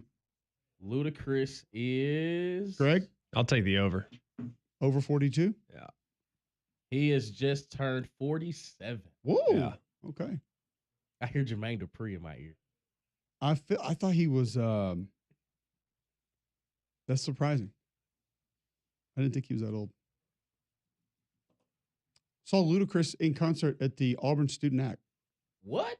Really? Yeah. He's performed at Auburn like 3 times. I saw him at City Stages. I saw him at City I Stages. saw him City twice. Stages too. Not only was he performing like right across the street on the other side Yeah. with the Killers. Yeah. Yep. I remember that. I was there. Yeah. I remember that exact night. It was like 2006, Feels 7. right. He was Yeah. back there. Yeah. Good one. Probably 2007 early. I got a photograph of that night, but the other guy in the photo doesn't work anymore, so we can't post that one. Yeah, Sorry, Tony Curry. That was a good one. That was a good city Not stages. ZZ Top, Ludacris. Oh. Thanks. Oh, everybody saw him in city stages, I guess. The whole town was there. Yeah, We were pretty much, vibes. yeah. He came twice. I believe he came once early. It was, when not a lot of people knew who he was, Mhm. similar to Kanye. And then when we came back, Yeah. everybody knew. Yeah. It was good. Oh yeah. It was really good. And in Auburn too, because when he first came, his first album had just dropped, and not a lot of people knew. I mean, some people did, but there wasn't a ton of people that were like, "We got to get over there." But yeah, we were in the house for that one. I was able to see Outkast at Emory on their tiny Division III soccer field. I bet that That was right just before Stankonia dropped. Yeah, so that was good. Yeah, yeah. We got a Splash Waterfalls on the text line. Okay. There's one. Domer, your top 3 Ludacris songs all time.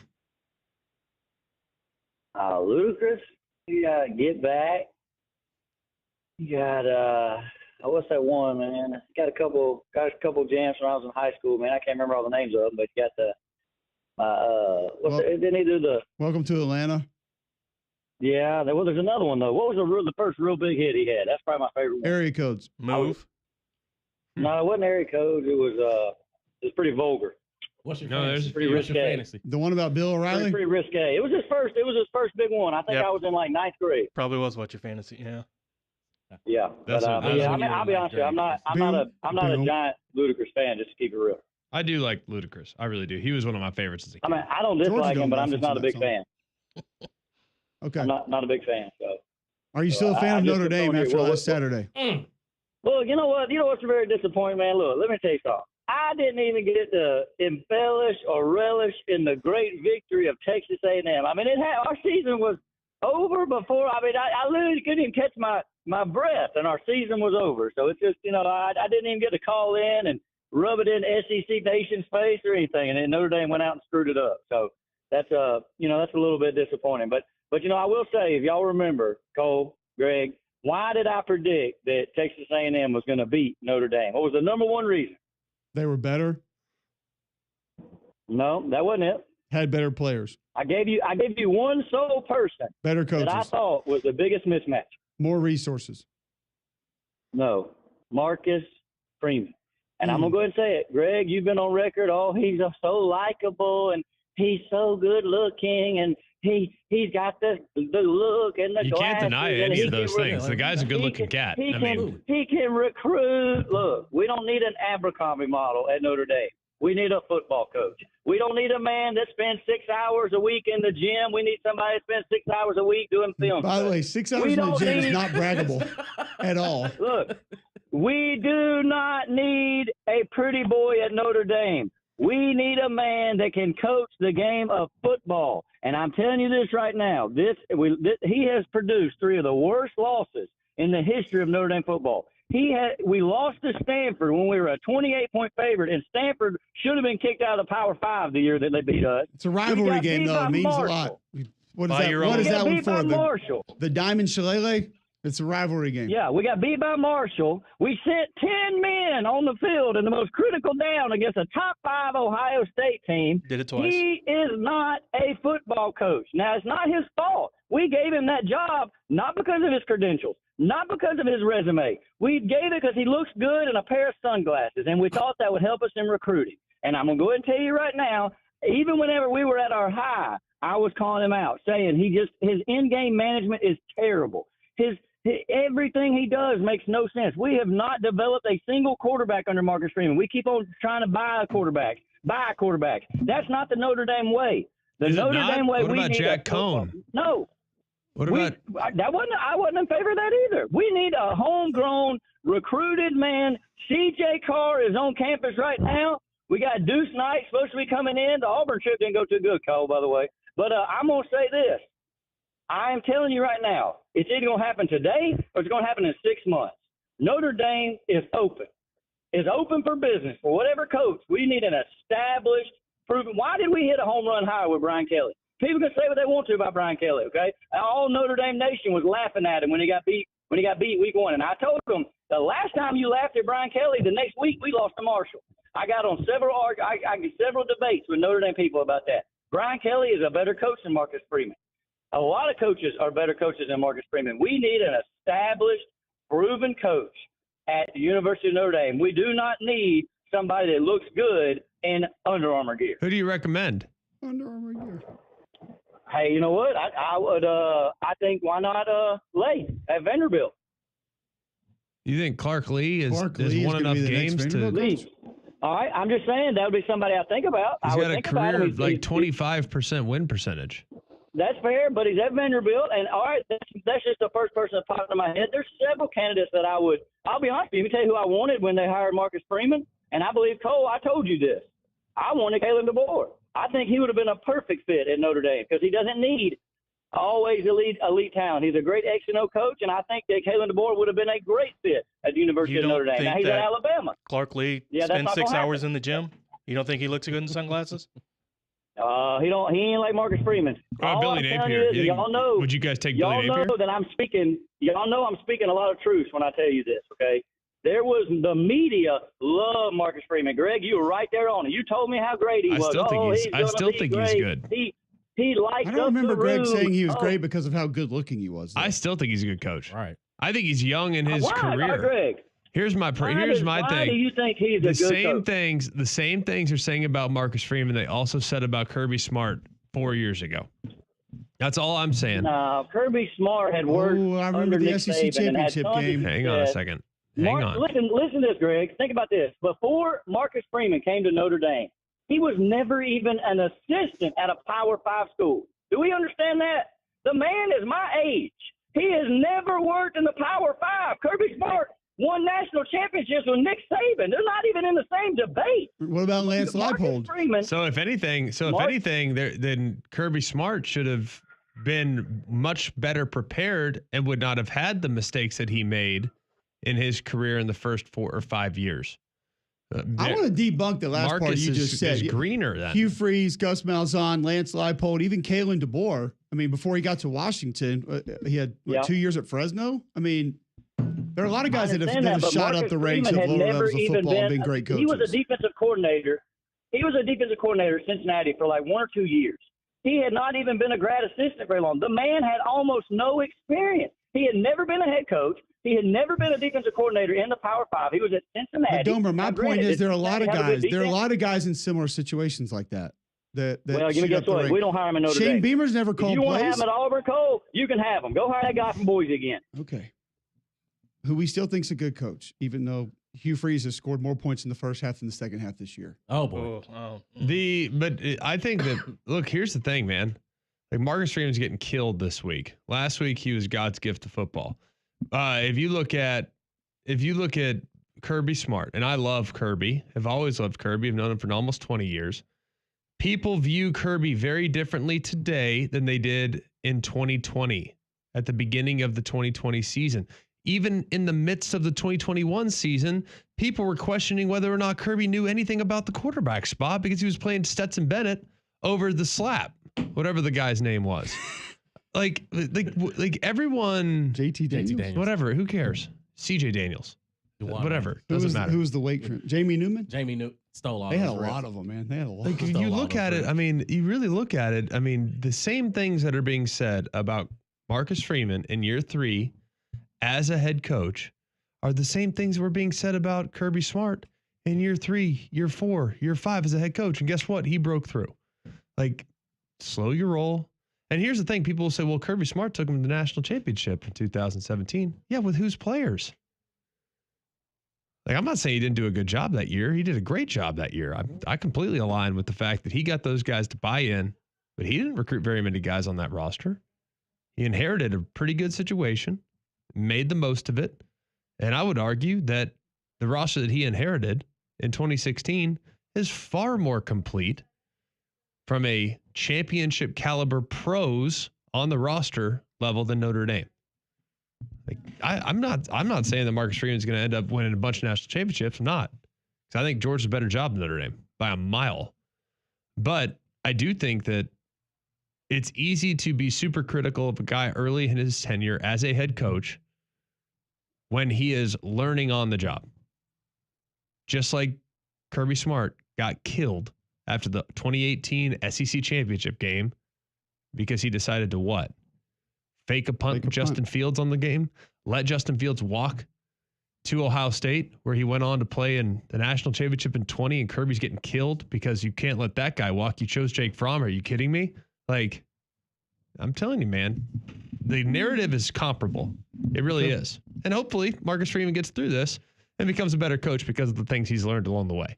What's the outlook for Notre Dame? Some other games coming up this weekend. We'll get to those next right here on McElroy and Cubelic in the morning.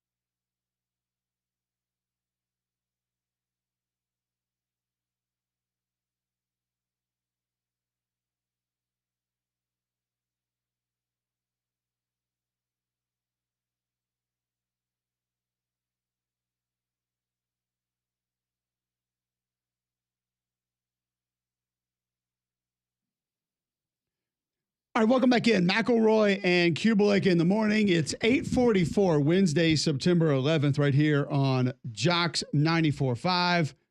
G-Mac, tell our listeners about Polar Bear Services. Polar Bear Service is a one-stop shop. I've been going to them for years. I mean, anything goes wrong around my house, first call I make is to Polar Bear Services, and they've since added plumbing, which makes it even more justifiable to start every solution with Polar Bear Services. Plumbing, electrical, the experts in HVAC. You can get it checked out, whole home tune-up, duct cleaning, repair, new installation. They can do a generator. We're about to have weather in the area, looking like 2.5 inches of rain here tomorrow. Maybe you lose power. The generator will absolutely help you with that. Serving all over the great state of Alabama. Remember, if you have a problem with your electrical, plumbing, heater, air, just pick up the phone and call the Bear. It's 205-497-BEAR. It's 497-BEAR. All right, I mentioned earlier in the show that I feel like there are two major tiers of football teams in the SEC right now. How much of a run can they make in the playoffs, and are they going to become bowl eligible? To lay that out for you, Georgia, Texas, Bama, Missouri, Tennessee, Ole Miss, all the narrative, all the discussion around them is getting into the playoff, making a playoff run, how far, correct? Anybody push back on those? Missouri is the one that's still TBD. We're going to learn about them this We know week. you got to hang on to that from preseason, so that's fine. Well, let's just see what they do. We know about Ole Miss yet? I mean, if we're going to talk about no, what we don't know about Ole Miss. But I'm saying we still think they look like they're a really good football team. Yes? Who are you taking right now, neutral field, Missouri or Ole Miss? Ole Miss. Thank you. All right. So, yes, I agree with you on Ole Miss. Missouri, I'm still in TBD mode. This kid Burks, Missouri got safety. I ain't watch him. Number one, It's great. That kid he has looked good. Old school headhunter. Love Linebackers can fly. Defensive line still just. I like the Missouri front seven against the Ole Miss offensive line. I'll tell you that right now. Ooh. I'm saying. Name a front I think, seven. And I think seriously, Missouri. name I an think offensive Missouri. line that I think you would Missouri. pick. Chris Paul's playing really good football for Ole Miss. Missouri will be able to run the football on them. Ooh. Name an offensive line that you would pick against any front seven right now. LSU. Okay, one. Georgia. If No. they don't have to sit and pass Stop. pro the whole time. That's no. All right. Texas. Depends on the game. Okay, Texas. I'll give you Texas. Texas. Okay, you got two. They're back. Two out of Name 134. name 6. I really like their fill in the blank against their O-line. Yeah, okay. Every single one. There's two that play good football right now. All right, so you like actually, Tennessee. I think Missouri's is playing pretty good football. I know they haven't Against truly who? been. Okay, I was going to say haven't truly been tested yet, but Tennessee, Armand Mimbu. Tennessee, he's really good. Tennessee's playing good football. And Caden Green, the kid from Oklahoma, played really well at left tackle last week. Okay. Tennessee, throw them in there. Yeah, got him 3. Hey, we had a Clemson offensive lineman yesterday say that they could have done the same thing to Georgia that they did to App. Oh, really? That's what he said. Feel like we saw Could that. have. Could have, yeah. Hindsight's always 20/20. Okay, so that's about it, but So you got 3. it's like 3 or 4, 3. maybe 4.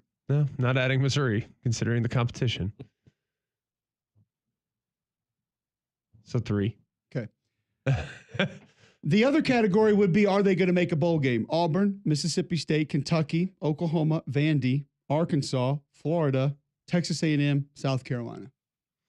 Whew. So there's nobody that has looked average through this point that you feel like could potentially turn it on and join the playoff contender category. Playoff contender? No. You don't think A&M could flip the script? No. You don't think Arkansas could flip the script? How many times they turn over? Number one, you're about to make me cuss. Number two, I've I'm seriously just saying. considered picking something up and throwing it at you. Just I when you honestly, asked me if Arkansas can flip a switch and maybe be in playoff contention. just saying. I'm just saying. And fumbled a snap, couldn't get to the line of scrimmage and snap the ball and spike it with 14 seconds on the clock. How many fumbled Instead, snaps? burned 11 How many seconds. fumbled snaps did Bama have last year? Oh, boy. Oh. If fumbling the snap is the indicator of not being playoff worthy, then I don't know if we need to. Well, when I say fumble snap, like hit him on the hip and just dropped it. By the way, Seth McLaughlin, bad snaps this year so far through 2 games, 0. Mm-hmm. There we go. And I've watched every one of them. So a little louder for the people in the back. I just figured I'd throw it out there. I'm not that mad. Seth McLaughlin. I am mad that he said he thinks Arkansas can hit a switch. I'm not. So I'm let's just, back up for a second. Did I say What? that? Did I say that, or did I simply alluded ask the to it. question? I know. I understand your ruse. I know what you're up to. Okay, Arkansas, no, they can't. Are you flip. suggesting that A&M and Arkansas can't? All right, fair enough. No. Oklahoma, no. What if South Carolina's real? Playoff? I'm just asking. They just won a game. I am not trying to put any of those teams in You the playoff leave your category. briefcase one time and you're just trying to needle the crap out of it. I'm not. I'm just asking the question. And I'm answering it. No, no, no, no, no, no, no. We'll continue the discussion next on Mac and Cube in the morning.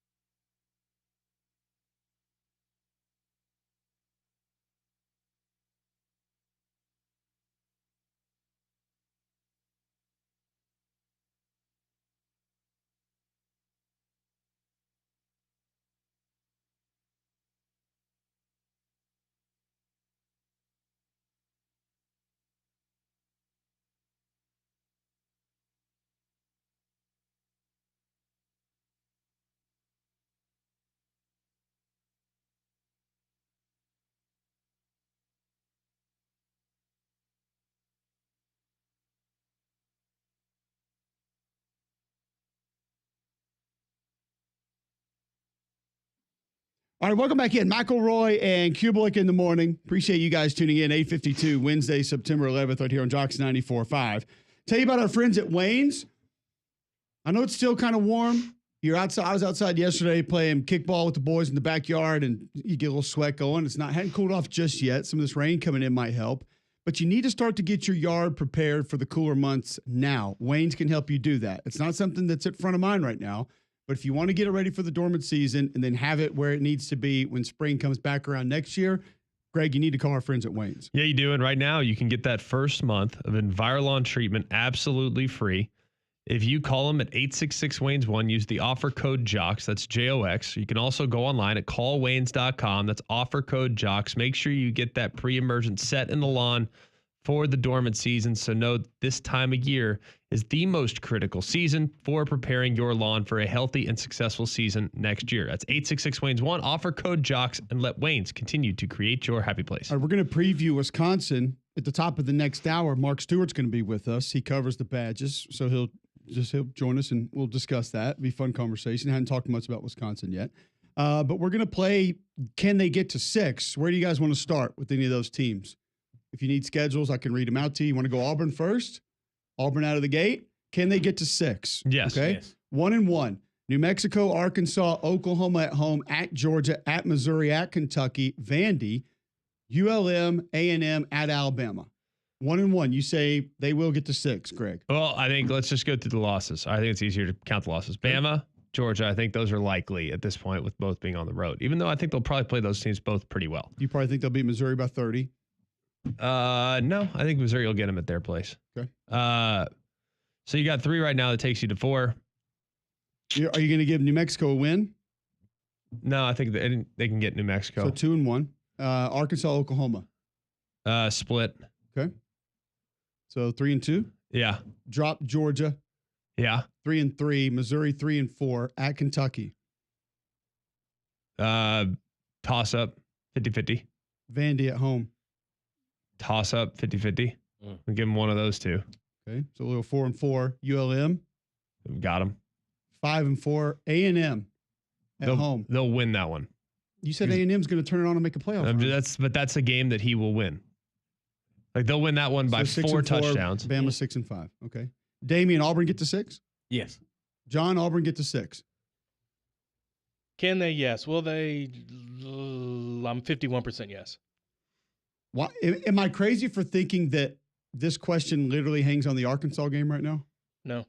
No, because I don't. I think it's Arkansas. Like they need to go 2-2 between Arkansas, Kentucky, Oklahoma, and Vandy. If you can go 2-2 in that stretch, you'll get to 6, no problem. Anything better than that, you're in great shape. Anything worse than that, you got problems. I think one that is now a little bit easier because we all thought they had to have Arizona State, Mississippi State. They get to 6. No. Toledo, Florida at Texas, at Georgia, A&M, Arkansas, UMass, at Tennessee, Missouri, at Ole Miss. Holy mother. No, dog. I'm going to have to say no. John, Mississippi State? I think they can, but they won't. Is that going to be your answer for every team? Maybe. Okay. How many more you Just got to ask? record it, and you can just push the button from now on. That's what they do for Paul, right? Damian, Mississippi State get to 6, yes or no? No. All right, so we'll talk with Wisconsin on the other side. We'll come back to a few of these others. Will they get to 6 later in the 9 o'clock hour? Keep it locked right here on Jocks 94.5. Listen online, jocksfm.com. Go to YouTube, search Jocks 945. Watch us live. We preview Bama, Wisconsin next right here on WJOX.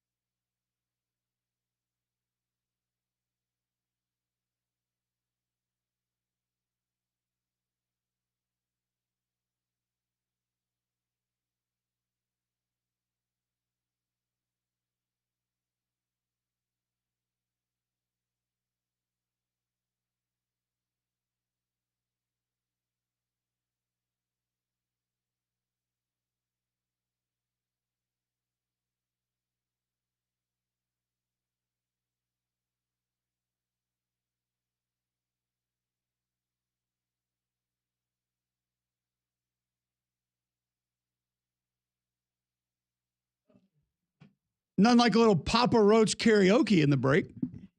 You guys will not be getting that on air. You're welcome. The stream caught like a second of the video. Good. Hope they enjoyed that. I think we're going to enjoy talking to Mark Stewart because we have not spent a lot of time talking Wisconsin yet. And this is a massive matchup as Alabama travels to Wisconsin this weekend. Big noon kickoff, 11 a.m. here locally on Fox. So because of that, Mark, if you don't mind, can you give us first sort of your 1,000-foot view of what Wisconsin has been through 2 weeks of football? And thanks for joining us this morning. Yeah, sure. No, it's good to be here. I think, these first couple weeks has been, I think from a fan standpoint, they were expecting more. You got Western Michigan coming in, which is picked to finish 7th in the MAC, and that's a fourth quarter game. Last week, FCS South Dakota was in town, and that game was closer than expected. So I think right now a lot of UW fans are thinking like, they're just trying to get a feel for what this team really is. Are they better than the 7-win team, we saw last year? Do they still have some of the same defensive issues? Those type of things. So I think this is one of the reasons people are excited about this game is that, now we'll finally really get to see, what Wisconsin football is about this with this particular group. So that's kind of the Cliff Notes version. I don't want to ramble on your show. Well, help me understand how Tyler Van Dyke's looked through 2 weeks now. I know it's a guy that has had really bright moments in his college career, that has at times looked like one of the better quarterbacks in the country, and at times he's looked like he was confused and was seeing ghosts and was making quarterback play look really, really difficult. So where is he at right now in this new opportunity that has been provided by this offensive staff? Well, week 2 was clearly better than week 1, against Western Michigan. I mean, if the Western Michigan guys could catch, there were a couple picks they could have had in the red zone. So he threw a couple of really bad balls against Western Michigan that Western Michigan just couldn't take advantage of. Last week was better. I think he had, there were no explosive plays in week 1, plays of 20 yards or longer. I think there were 3 or 4 in the first half. So that was growth there, so they got out to a really nice start. There's probably a little lull there in the, where people are wondering, hey, let's, can we keep this momentum going? And you didn't really see that as much in the second half, but you definitely saw glimpses of what people are hoping from Tyler Van Dyke in the first half. Like I said, they were going downfield more. They hit on a long touchdown pass. He's more mobile. I think if people who saw Tyler the last couple years in Miami, I think this is a slightly trimmer version. I think he's in a little better shape. He's moving better.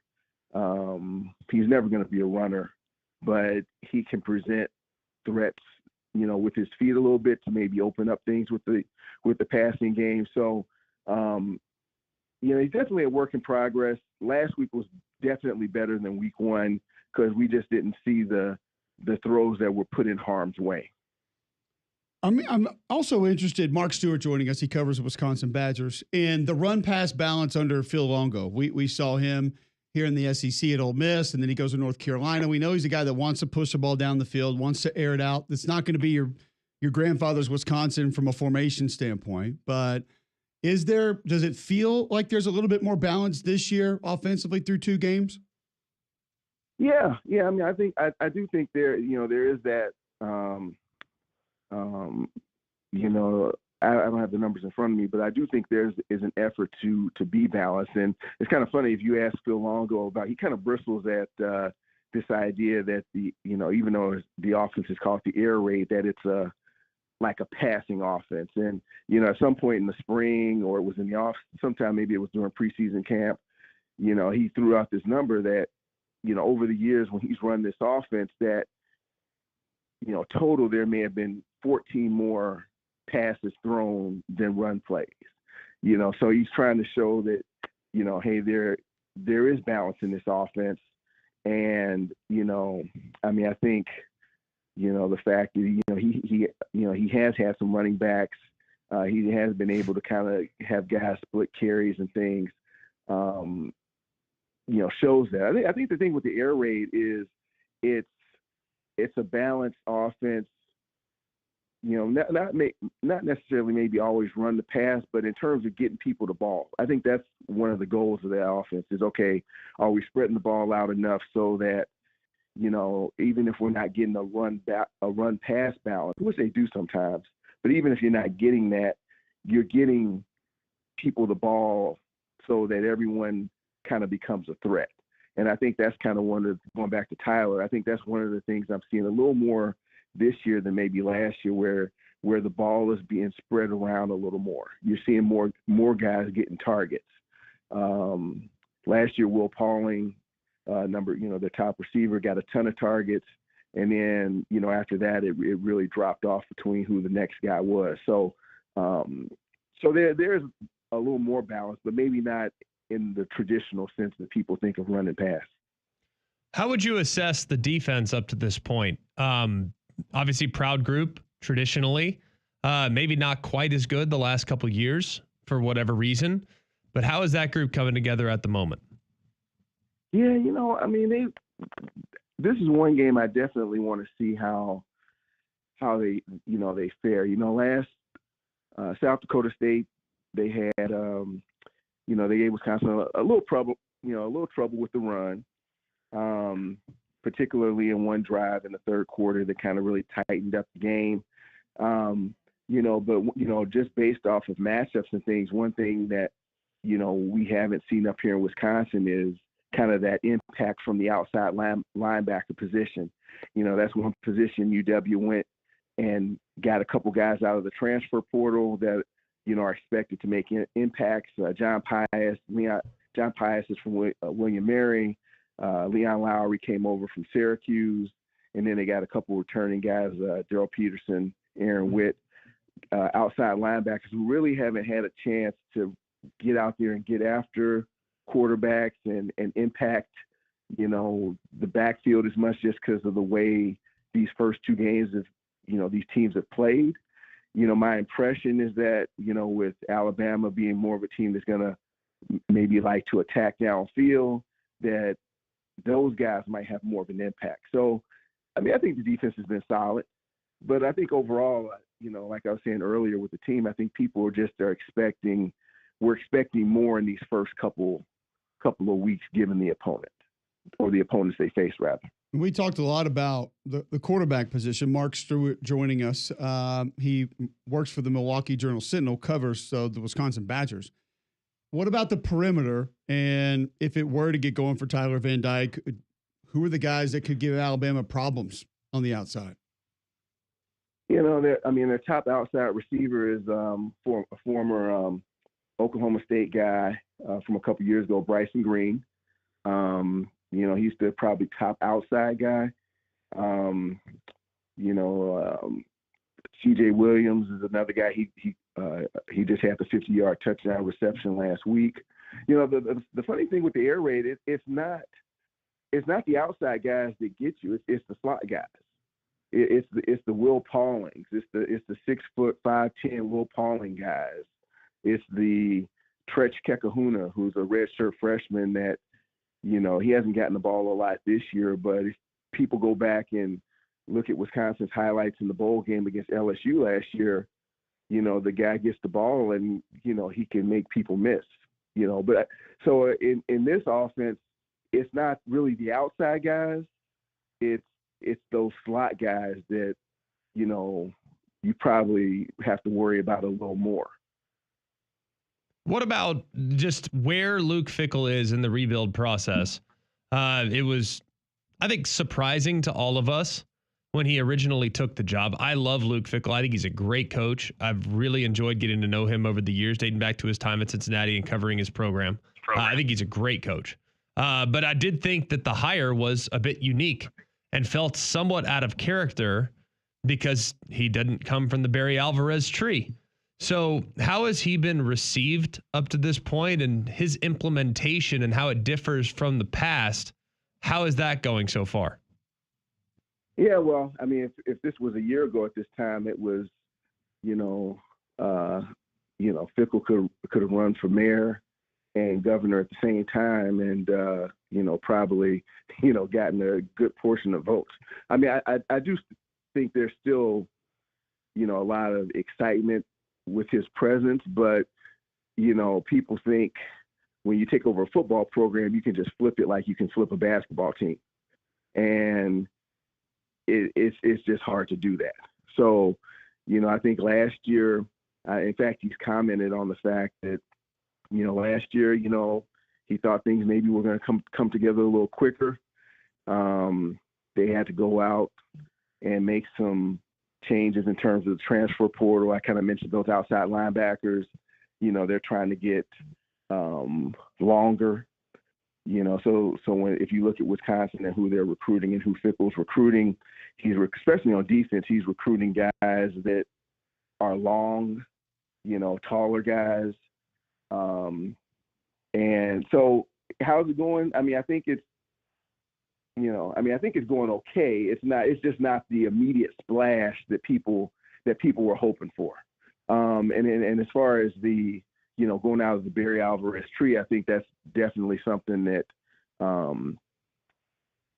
Chris McIntosh, the athletic director, maybe was looking for a little bit, things that kind of, maybe gotten a little stale with, the Alvarez tree. And, obviously he kind of liked what Luke was doing over at Cincinnati. So, I still think, people believe in Fickle and have confidence in what he's doing. I just think, anytime you get a new coach, they're like, oh, hey, we're winning the Big Ten this year, and it doesn't happen like that in football. Absolutely. Well, Mark, we appreciate the time. Great stuff. Just wanted to get just a little bit of an angle on this Wisconsin football team since we haven't spent a ton of time on them just yet, but you helped us out with that, and we look forward to having you back. Yeah, sure. Hey, I appreciate the time. Absolutely. Thank you. Mark Stewart, Milwaukee Journal-Sentinel, at Mark Stewart MJS on Twitter. You can follow him. Find his work at jsonline.com. There are not a lot of areas, Greg, and I've taken a peek at Wisconsin that I feel like they can be overly problematic. Now, the level of talent will be – actually, you know what? I don't know if they have more talent combined than South Florida does. I think they're a better matchup. Maybe more better football players, but not more overall talent, I don't think. I think, it's a matter of what do you value? Like, do you value football instincts, or do you value just sheer athleticism? Right. And I think that's the difference. And I think that talent can be measured in instincts. Like Tyrann Mathieu is talented because of how instinctive he is. And there are a number of guys that are like that as well. So it'll be interesting. I think this is a slightly better matchup for Bama than what South Florida put on the field the last couple of years. But at the same time, I think it's going to be a super sound team that won't give you any freebies. Absolutely. It's going to be interesting just because early game on the road. I'm interested to see what the environment is for an early matchup with a team like Alabama coming to town. Should be excited. Should be a lot. We don't know exactly how that thing's going to look just yet, though. We'll have more time to break it down, more time to discuss it, not only today, but through the rest of the week. And that'll be one that we do focus on. We'll move back to, can they get to 6 other teams in the SEC? Before we move to that, Greg, if you're looking to move out of your home into a new home, who should you call? It'd be Crocker Moving Service. They're a local company owned by an Iraq War veteran, Eric Crocker. Crocker believes in hiring movers you can trust to complete full background checks and run drug tests on every single employee. These are good guys, and you can trust them in your home. Whether you need your whole home packed up and moved, your company headquarters moved across the country, or you just want them to come rearrange your living room, these guys got you covered. They also do deliveries for furniture that you've purchased and need to get to your home. So call or visit them online today for a free quote. The website is crockermovingservices.com. That's crockermovingservices.com. Support your veterans by choosing Crocker Moving Services for your next move. All right, when we come back, we'll continue. Can they get to 6 SEC teams becoming bowl eligible? We'll go through more right after this on Mac and Cube in the morning.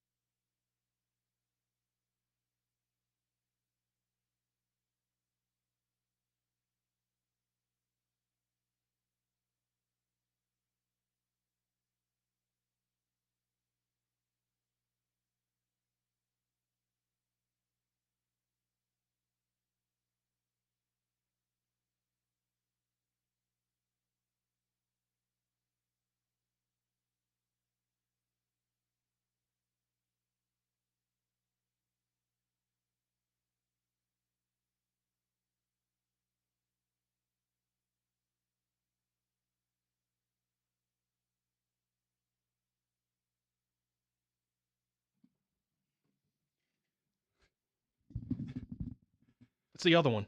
No, I got a response from someone else that I was asking if he could hop on to preview Alabama, Wisconsin. And the response was, that sounds like torture, but yes. I'll give you one guess who that may be. We don't have a lot of Wisconsin guys that join the show. Luke Fickell said that about us? Wow, okay. Greg? No No idea. No idea? Okay. Well, you can wait till Friday to hear him. He says that will be his best shot to hop on with us. So, all right. We were talking a little bit earlier. Will they get to 6? I think we collectively decided Mississippi State was a no. Yes. Greg had 7 of Auburn's remaining games as coin flips. So I don't know what that means. Does that mean we flip a coin to decide if they go or not? They have to go 2-2 in the 4 games against Arkansas, Kentucky, Vandy, and Oklahoma to get to 6-6. All right. That to me feels like a pretty appropriate way of diagnosing how things are going to go for him this year. I don't feel confident against Georgia. I don't feel confident against Bama. But I think those 4 are all winnable. Okay. I also think all those 4 are losable too. Now I don't think we even had this conversation about Kentucky before the season. We felt great. I mean, 6 wasn't even really up for debate. There were more dark horse playoff. But now you're there were more in. Could they make the playoff more? So are they getting 6? That was okay. So now 1-1 with Georgia on deck. Ohio at Ole Miss, Vandy at Florida, Auburn at Tennessee, Murray State at Texas, Louisville. So Greg, let's just say you take Georgia, Ole Miss, Tennessee, Texas off the table. That's 4 gone. So between Ohio, Vandy, Florida, Auburn, Murray State, Louisville, you got to get 5 of those. I don't think you're getting 5 of those. Oh, boy. So no bowl game for Kentucky. I concur. I think it's going to be hard to anticipate 5 of those. Do you? It's weird because Vandy, either way. Florida, either way. Auburn, either way. Louisville, kind of lean. Louisville right now, they got to get quarterback figured out. I would lean. I mean, they own Louisville. So I would probably lean them in Louisville. Okay. But you got to win 5 out of 6. That's a lot. So, all right. I think it sounds like collectively we're saying no to Kentucky. I'm leaning that direction right now. Don't want to, but it wouldn't surprise me either if last week was a blip on the radar. Okay. Another one, which is really weird because, well, first off, they're 2-0. Second off, nobody would have had this particular conversation about this team. Now, we might not have said playoff, but we knew what the schedule was. Correct. Oklahoma. It's a weird one, Greg, because parts of it have looked really good. Parts of it have looked not so good. They continue to be more beat up, which makes it more alarming of what's going to happen down the road. So, Tulane this week, Tennessee at Auburn, Texas, South Carolina looks really different all of a sudden. Yeah. Think about Oklahoma, offensive line problems. South Carolina, really good up front on defense. At Ole Miss, Maine, at Missouri, Alabama, at LSU. I only got 3 right now that I think are guaranteed W's. And I don't even know if it's a guaranteed W. Maine, Tulane, got to count Tulane, even though I don't think that one's a guarantee. It's not a gimme. That's not a gimme at all. I'm going to be honest with you guys. I have not ever seen the tape on Maine.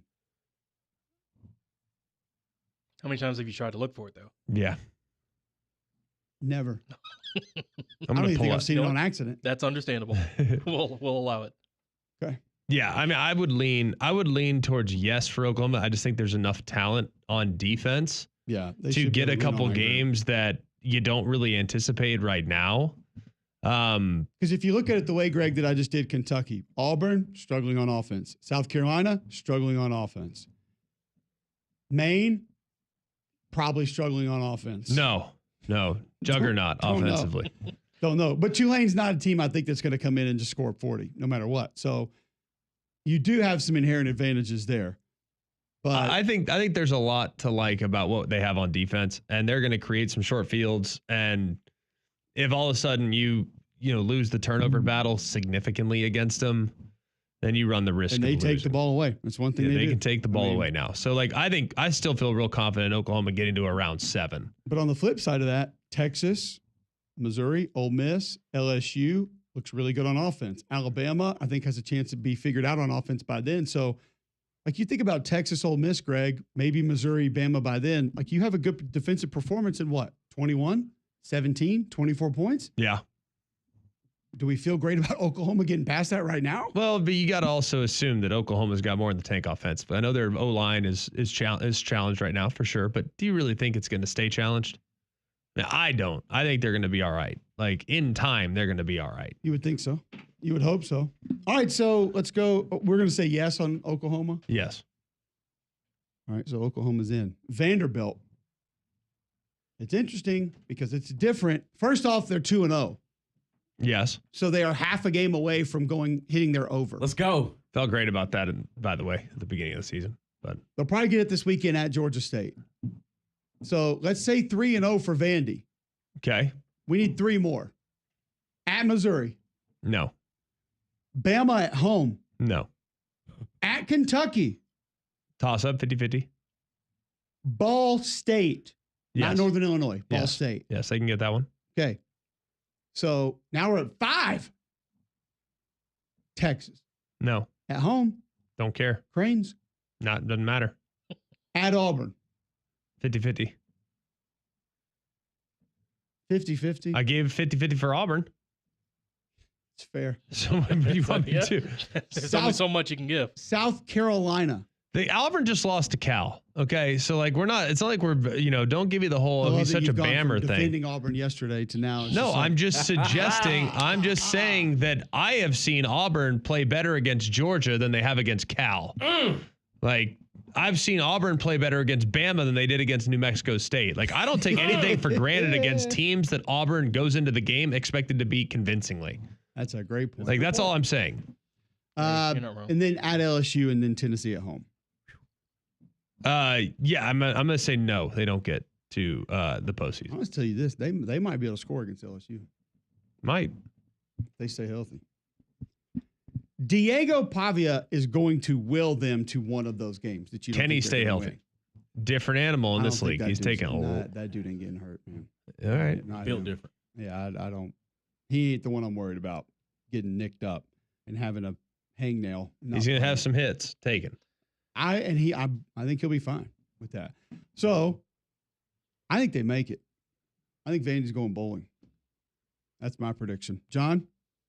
I think they're 5-7. So will They're APR count? getting Ball State. They're getting Georgia State. All right. So you got 2 right there. Yeah. Yeah. I think All right. So then I think they now get you're one at of 4. Kentucky, Auburn, South Carolina. I think they get one of those. And I would put LSU in there too. I don't think that defense is that different. I don't. And it's already super thin. So by that time, I think you throw LSU in that mix. So the question is, if they get 2 of those 4, then they're definitely in. They're in. That's why I have them at 5-7. I think they only get 1. But I'm willing to say that I think they can. But right now, I think it's 5-7. Okay. Damian? I think they're getting a 6. I think they get the 6. So we're split on Vandy. Okay. Arkansas.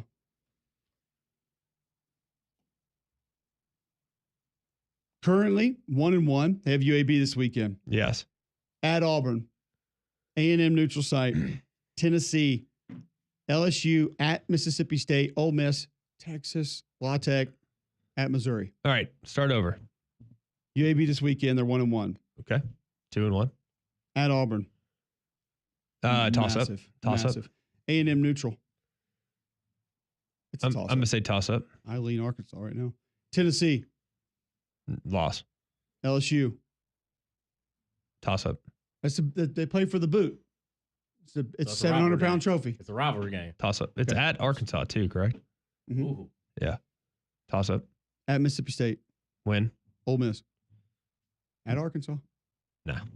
So what happened last I do know time, it has man. happened before. What happened down there? Synced Cole it. Kubelik on the He call. synced it. Yeah. All 7,000 yards. Set back he ran Ole for. Miss for Texas. years.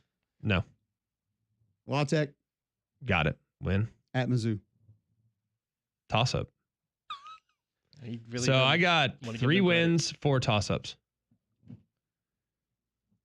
and a couple losses. So if you look at it that way, I think it would depend on where do you think they're trending. Big picture. I know they just lost, but the takeaways from that, does that lead you to believe they're sort of trending up or down? I would say trending up, especially compared to what we thought they were going to be. I'd say trending up because you can really point to a couple self-inflicted mistakes from last weekend that led to that can be cleaned up. Yeah, that are correctable. So I'd say trending up. Damian, Arkansas, yes or no? 6. Yes. So they're 1-1. I got them with 3 wins. That takes them to 4-1. I got them with 3 losses. That takes them to 4-4. Then I got 4 toss-ups, 50-50. So I'm going to say Auburn, A&M, La Tech. A&M. No, La Tech's a win. Auburn, A&M, Mizzou. LSU, and Mizzou. I forgot he hates Missouri. Yeah. Don't hate him. I think Arkansas is a tough team to defend. Missouri's not? Never said they weren't, but you want to get into the track meet, I think Arkansas is fine winning that way. It's at Missouri in the last game of the year. For the battle line. Missouri playing for their playoff life. It's for a trophy. Borderline or battle line? Trinket. Battle, yeah. It's a line trophy. It's the borderline. Borderline, yeah. It's a trophy for a line. The Madonna song? That too. All right, Florida. No. Wow, Let's go through it. What if Lagway is the guy? They'll still probably start Mertz. How many more Sanfords? They're 1-1. Texas A&M. Toss up. At Mississippi State. Win. Just like that. Yeah. UCF. Toss up. At Tennessee. I probably still lean Florida in the UCF game.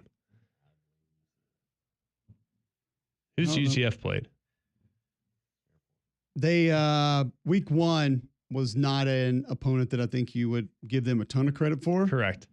But I'm asking they beat New Hampshire 57-3 and Sam Houston 45-14. Yeah. Sam Houston's a program on the rise, Greg. I like Sam Houston. But nice guy. I'm giving them a win. I'm giving them a win against UCF. Now UCF does have Colorado the week before Florida, so they'll have a tune-up. They'll have a get right. Get right. I got 2 wins, 1 toss-up.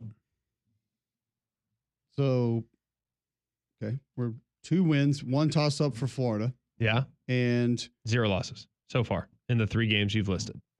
Okay. And we were 1-1 going into that. Yes. Okay. So, after UCF, you're at Tennessee. Loss. Kentucky. At home? Yes. Toss-up. Georgia. Neutral. Loss. At Texas. Loss. LSU. Toss-up. It's a weird game. Weird things happen. Just a toss-up. Ole Miss. At home? This is a good one. Toss-up. You're giving the last one a toss-up? Heck yeah. Which way do you lean, though? I lean Ole Miss. To lean one way right. If I lean Ole Miss. No. The last one. Oh, against Florida State? Yeah. Oh. Toss-up. It's at Florida State. I'd probably still lean Florida. Okay. But toss-up. I would too. So you got 2 wins, 5 toss-ups. You better do work in your toss-ups. Yeah, right. Yeah. All right. But guess what? That's the way it goes now. I mean, yeah. But what I'd makes rather it have toss-ups harder than losses. The reason that I like this practice and what makes it harder is because there are so many teams like you're describing in this tier that they could go either way. Like Mississippi State's offense gets hot, or Kentucky actually continues to run the ball, or Peyton Thorne doesn't throw 4 interceptions, or DJ Lagway is the guy, or Graham Mertz comes back in. They get people blocked. I think we're overanalyzing Florida, though, based on a performance against a team that has as good of a roster as anyone in the sport. Like, nobody wants to people look at Miami through the prism of what Miami's been, not through the prism of what they are. And if you look at what they are on paper, across the board, their personnel, if they stay healthy, is as good as anybody. Even not on paper. I mean, what they've actually done on the field. Yeah, but I mean, you got to take into account that people don't trust Miami, which is fine. Yeah. And I don't blame them for not trusting them. There's plenty of reason to doubt, whether or not you're going to get their best stuff every week. But if you look at them and you did tail of the tape every week against every team they play, they match up pretty well against just about everybody. So I think Florida's better than people realize. The teams I think that are better than people currently think right now are talking like court of public opinion. Okay. All right. I think that Kentucky's better than what people think right now. I think Florida's better than what people think right now. I think people are probably about right on Auburn, but I think they're probably a little better than people realize right now. I mean, they went -5 turnover margin and lost the game by 7. Like, that's almost hard to do, and played terrible. Okay. So Oklahoma? I think Oklahoma's a little worse than people think right now. Okay. I think South Carolina's a little worse than people think right now. Okay. A&M? Who? A&M? I don't know what people think, honestly. I think A&M. What do you think the general college football perception? I think the general of college football perception that A&M stinks because they lost Notre Dame, who lost to NIU. So I would say they're probably a little better than people realize. Probably fair. All right, so we'll get to South Carolina and A&M on the other side. If you're looking for a new home, Damian, who should you call? My buddy Ben Hitting of the Beeham Realty Group. If you think about selling your home and when it comes to selling, you only want excellence, you should give my buddy Ben a call at 205-568-2705 or go to behamrealtyco.com. If you're struggling to get your house sold because the markets are changing every single day, you need an expert that focuses on adapting at half the time to make sure you and your squad come out on top. That's my buddy Ben Heading of the Beeham Realty Group. That's behamrealtyco.com, their website, and their phone number, 205-568-2705. All right, when we come back, we'll finish this practice up. You want to be a part of it, 800-239-9569, tweet in at Mac and Cube. More, will they get to 6 right after this?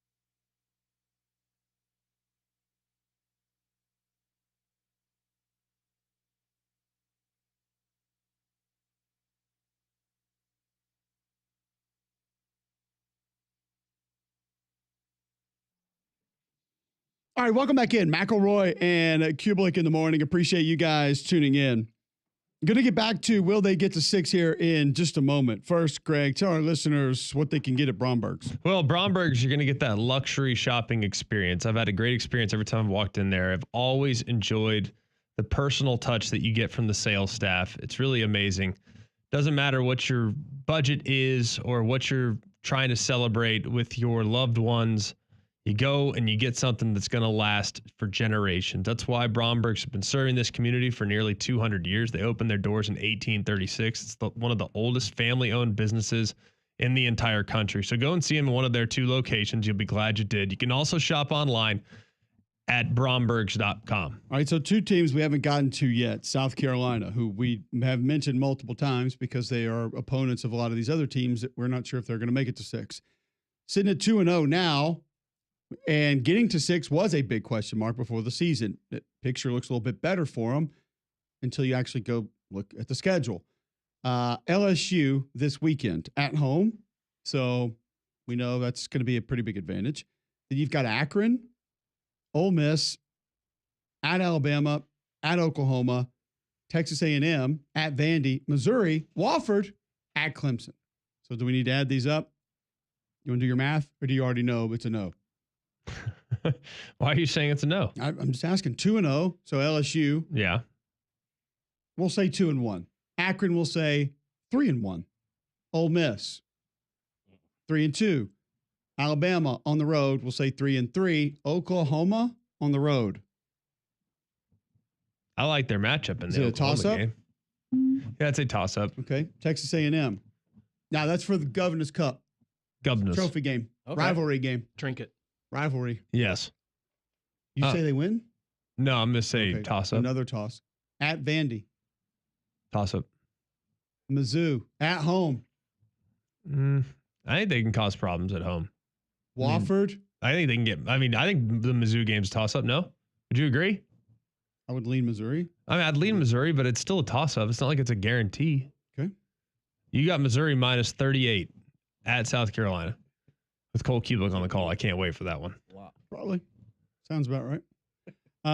Hey, you get top 10 on the road. That's a good game. I'm not mad at it. And then at Clemson. So you've got 2. I think Akron gets I you think to Clemson's 3. a toss-up. Wofford gives you to 4. So you need 2 of LSU, Ole Miss, Bama, Oklahoma on the road, A&M, Vandy, and Clemson on the road. I think they definitely get there. They're getting 2 of those. Yeah. Yeah. Seller's going to have a good game here and there. Yeah. Rocket's going to go off once Yeah. or twice. The D-line's going to cause turnovers. Robbie Ashford going to contribute. Well, hey, he was out there. He was out there. We should have kept him. Brock Vandergriff was out there. He went 3 of 10. I mean, he was out there. It's not bad for a baseball player. I'm just saying. If being out there gets it, Peyton Thorne was out there. He threw 4 picks. Yeah, he was. I mean, Caleb Williams was out there, but Oh, God. the team won. all right. So South Carolina's in. We say yes. Yes. It's Yeah. big. It's big for them. Finally, Texas A&M. Do they get to 6?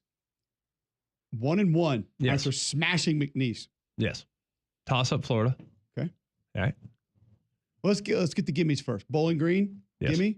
Hammer. Okay. So that's 2. Hair time. Arkansas, Missouri, not gimmies. No. Toss ups. At Mississippi State, Winner. give them the 3. LSU, South Carolina. LSU toss up. It's not. South Carolina toss up. It's not last year's New Mexico State. That gets you to 4. Okay. At Auburn and Texas. All right. So At Auburn, toss up. All right. So we're at 4. Here we go. At Florida. All right. Toss up. Okay. I got 6 Arkansas. toss ups, 3 winners for A&M. So 3 winners get you to 4, 6 toss ups. Florida, Arkansas. Florida, We know Arkansas, you- LSU. Florida, Arkansas, LSU. South Carolina, Auburn, LSU's Texas. gonna beat it. Auburn. No, Auburn's not a toss up. I don't have Texas as a toss up. At South Carolina, at Auburn. I have 6 toss ups. At Auburn, at South Carolina, LSU, Missouri, Florida. Arkansas, Florida. Yes. 6. Yep. 6 You toss gotta get ups. 2 of the 6. Yeah, you need 2 of the 6. They'll get them.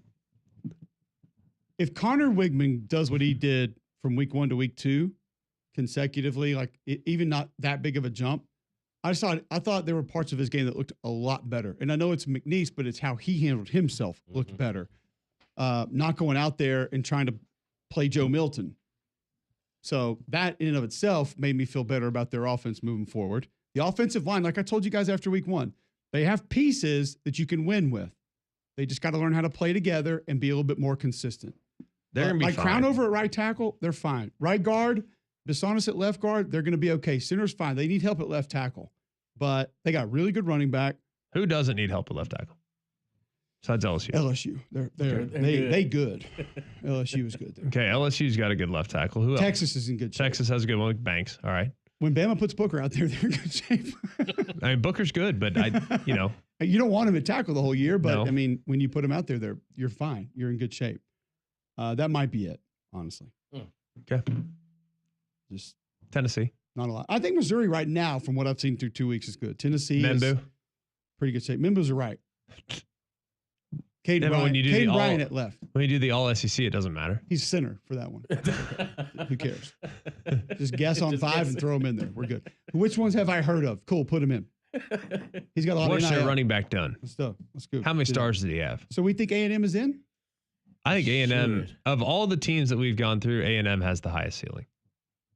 But are you most confident that they get to 6 of all the teams we went through? Yes. Here's what's wild. I have more confidence in South Carolina I knew than you were the gonna say majority of that. the other teams we mentioned. But here's the problem with South Carolina. Like, we are basing our optimism in a prisoner of the moment mentality, which is a dangerous proposition. I'm not saying that South Carolina is not a problem up front defensively. They are.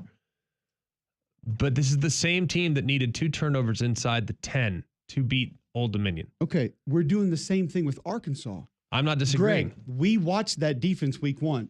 Oklahoma State's defense, folks, is not good. I agree. Arkansas does some good things, but I'm not. I just think Arkansas has a lot more athleticism than I think Arkansas has a lot more athleticism than I anticipated coming into the season. So while I'm not sitting there saying, "Oh, that's our absolute bona fide lock to get to 6," I like their chances. But what's one thing, no matter how much athleticism you have, that will prevent you from winning games? Turnovers and mistakes. Dumb and, mistakes. Yeah, I mean, but if you look at dumb mistakes, like there were dumb mistakes made by South Carolina each of the last 2 weeks. Maybe the other thing with A&M too is like that D line still rips. Like they're gonna win them a game or 2 or 3. Well, it's like There's if going to you- be games that they have 14 tackles for loss or whatever it is, or 5 sacks and 2 strip sack fumbles. 1 goes for touchdown. Like they're going to win them a game or 2. Who do you have more confidence in their D line? The D line that you see at South Carolina, or the D line at A&M? That's a great question. I mean, because like that position will win you games. Because I Flat didn't out. see a ton of Scorton last week. I don't know what his. I mean, it's early. I'm not worried about a game against McNeese. Like I've seen him against dudes, he can play. so I'm not I'm worried just about him. is he healthy? I don't know the answer to that. So I mean, their D lines can flat out win you games. Quarterbacks can flat out win you games.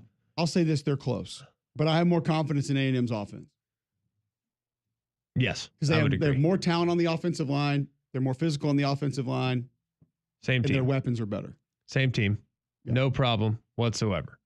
And we don't have to wait long to see it happen. I mean, we're going to see this week if South Carolina's a real deal against LSU, and you never have to wait a long time for your dental care. That's because Family Care Dental has you taken care of. The urgent care officer you can be seen the same day. 4 locations to make it easy on you: Hoover, Fultondale, Homewood, and Alabaster. Call Family Care Dental today to set up an appointment, whether it's emergency or routine care. They can see you on Fridays and Saturdays, and most insurance plans are accepted. It's 874-9605. That's Family Care Dental, 874-9605. All right, fun practice there with teams. Tomorrow we'll take the other side of it and say, do they get in the playoff? Maybe. But next, we know who's not going to get in the playoff is the loser of the bad box score of the day. We'll tell you who that is right after this on Mac and Cube in the morning.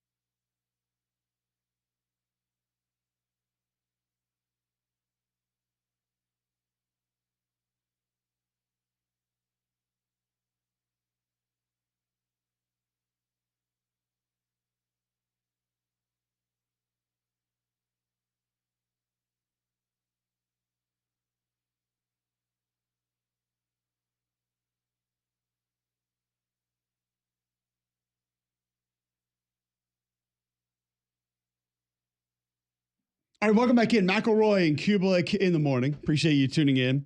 9:50, Wednesday, September 11th, right here on Jocks 94.5. All the podcasts that you may have missed today going to be available at jocksfm.com, Apple Podcasts, Spotify, wherever you get yours. Trent Dilfer, Gordy Rush talking LSU. Mark Stewart helped us preview Wisconsin, Alabama. So if you want to go catch up on those and you missed some, you can go do it there. If you're missing sleep or maybe you're on edge, maybe you lack energy, if you miss any of that, Game Day Men's Health wants to help you. They can help you feel better. Helping me feel better, they can do the same for you. And remember, any service that they offer, you mentioned Cube, you save 10% right out of the gate. Also, right out of the gate, minimal upfront cost for the programs that they offer. Go to GameDayMen'sHealth.com right now, and here's what you can do.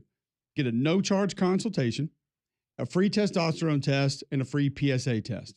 They're offering a holistic approach to health and wellness. They want to help you. If it's weight loss, they have multiple programs that can help you with that.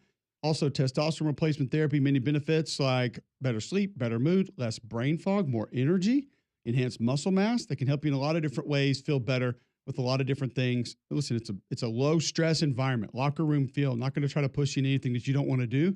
And those costs up front are going to be minimal at Game Day Men's Health. Tell them you heard about them right here on McElroy and Cubelic in the morning, and go to GameDayMen'sHealth.com. All right, let's get to our bad box score of the day.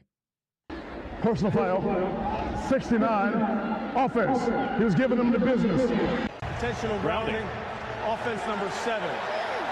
It's a 10-yard penalty. I'm talking to America here. Excuse me. That's the game. I feel like at least Damian will know one of these right out of the gate. That must make you feel warm and fuzzy. Well, I don't. Well, I meant the mascots. Ah. And by the way, I think the upset of the year was yesterday, Greg. Very much so, yeah. Who was it? The Red Dragons of SUNY Cortland. ETSU. Oh, the Bucks. Yeah. They are. Yeah. Yeah, they are. Just snuck past the UVA Wise. The Owls. No, they're the Pioneers. They're not. Bulldogs. See, they tricked you here. Like Air Force got you yesterday by being Huskies. UVA Wise, also the Cavs. They definitely got us. Yeah. Definitely got you. Pull the Peyton going. It was just 61-0. ETSU snuck past UVA Wise. Now, when it comes to moving the chains and first downs, ETSU, pretty good. 27 first downs. UVA Wise, 5. 5 first downs in the game. Now, rushing, a little bit of a differential here as ETSU. They ran for 254 on 37 carries. Pretty good day on the ground. It is. Yeah, not bad. UVA Wise carried the ball 32 times, going backwards for 29 yards.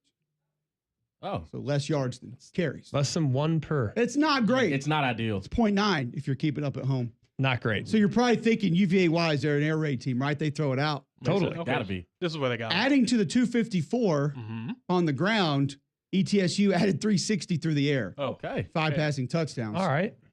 You got my attention. Do I have your attention when I tell you that UVA Wise passed for 84 yards in the game? The entire game. Yeah, that would be a total. That's not a great number. Total offensive differential of 614 to 113. It's a lot to a little. It's not ideal. Not great. The Cavs did a lot punting the football, though. 12 for 444. There we go. That's where they dominated. All right. Well, that and should have been maybe kickoff returns, but it wasn't, as ETSU kicked off 11 times for 693 yards. Have yourself a day, kicker. I love how you always look up the kickoff He's just numbers. Hammering kickoffs. Yeah. It's one It's of the the faces hidden of the yardage. game. Hidden yardage. It still counts. Johnny, you've never had a nice bath after the game? Kicked off 11 times. Had to run down there. Whew, had to work out today, boys. The 3 kicker's of getting 17 oxygen. on They've third got down. problems. 3 of 17 on third down for UVA Wise. That's where they got him. That's where they got him. Now, they did not get into the red zone. At all. Not a one attempt. ETSU, by the way, 7 of 7 in the red zone. There we go. So That's the telling stat. now Jalen King went 16 of 27, 186 yards passing, 4 passing touchdowns.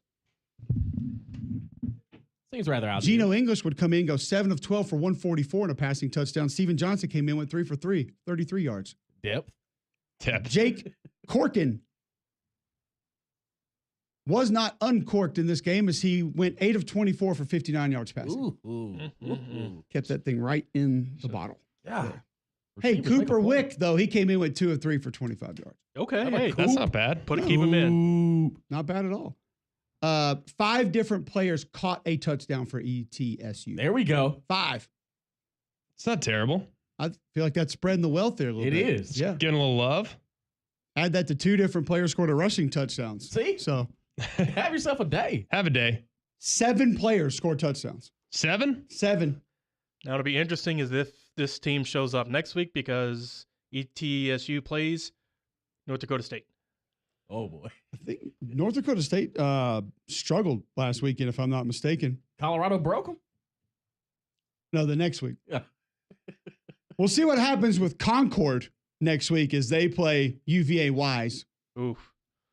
What do they play for haven't Trinket? seen the tape on Concord and what they've done this year in football.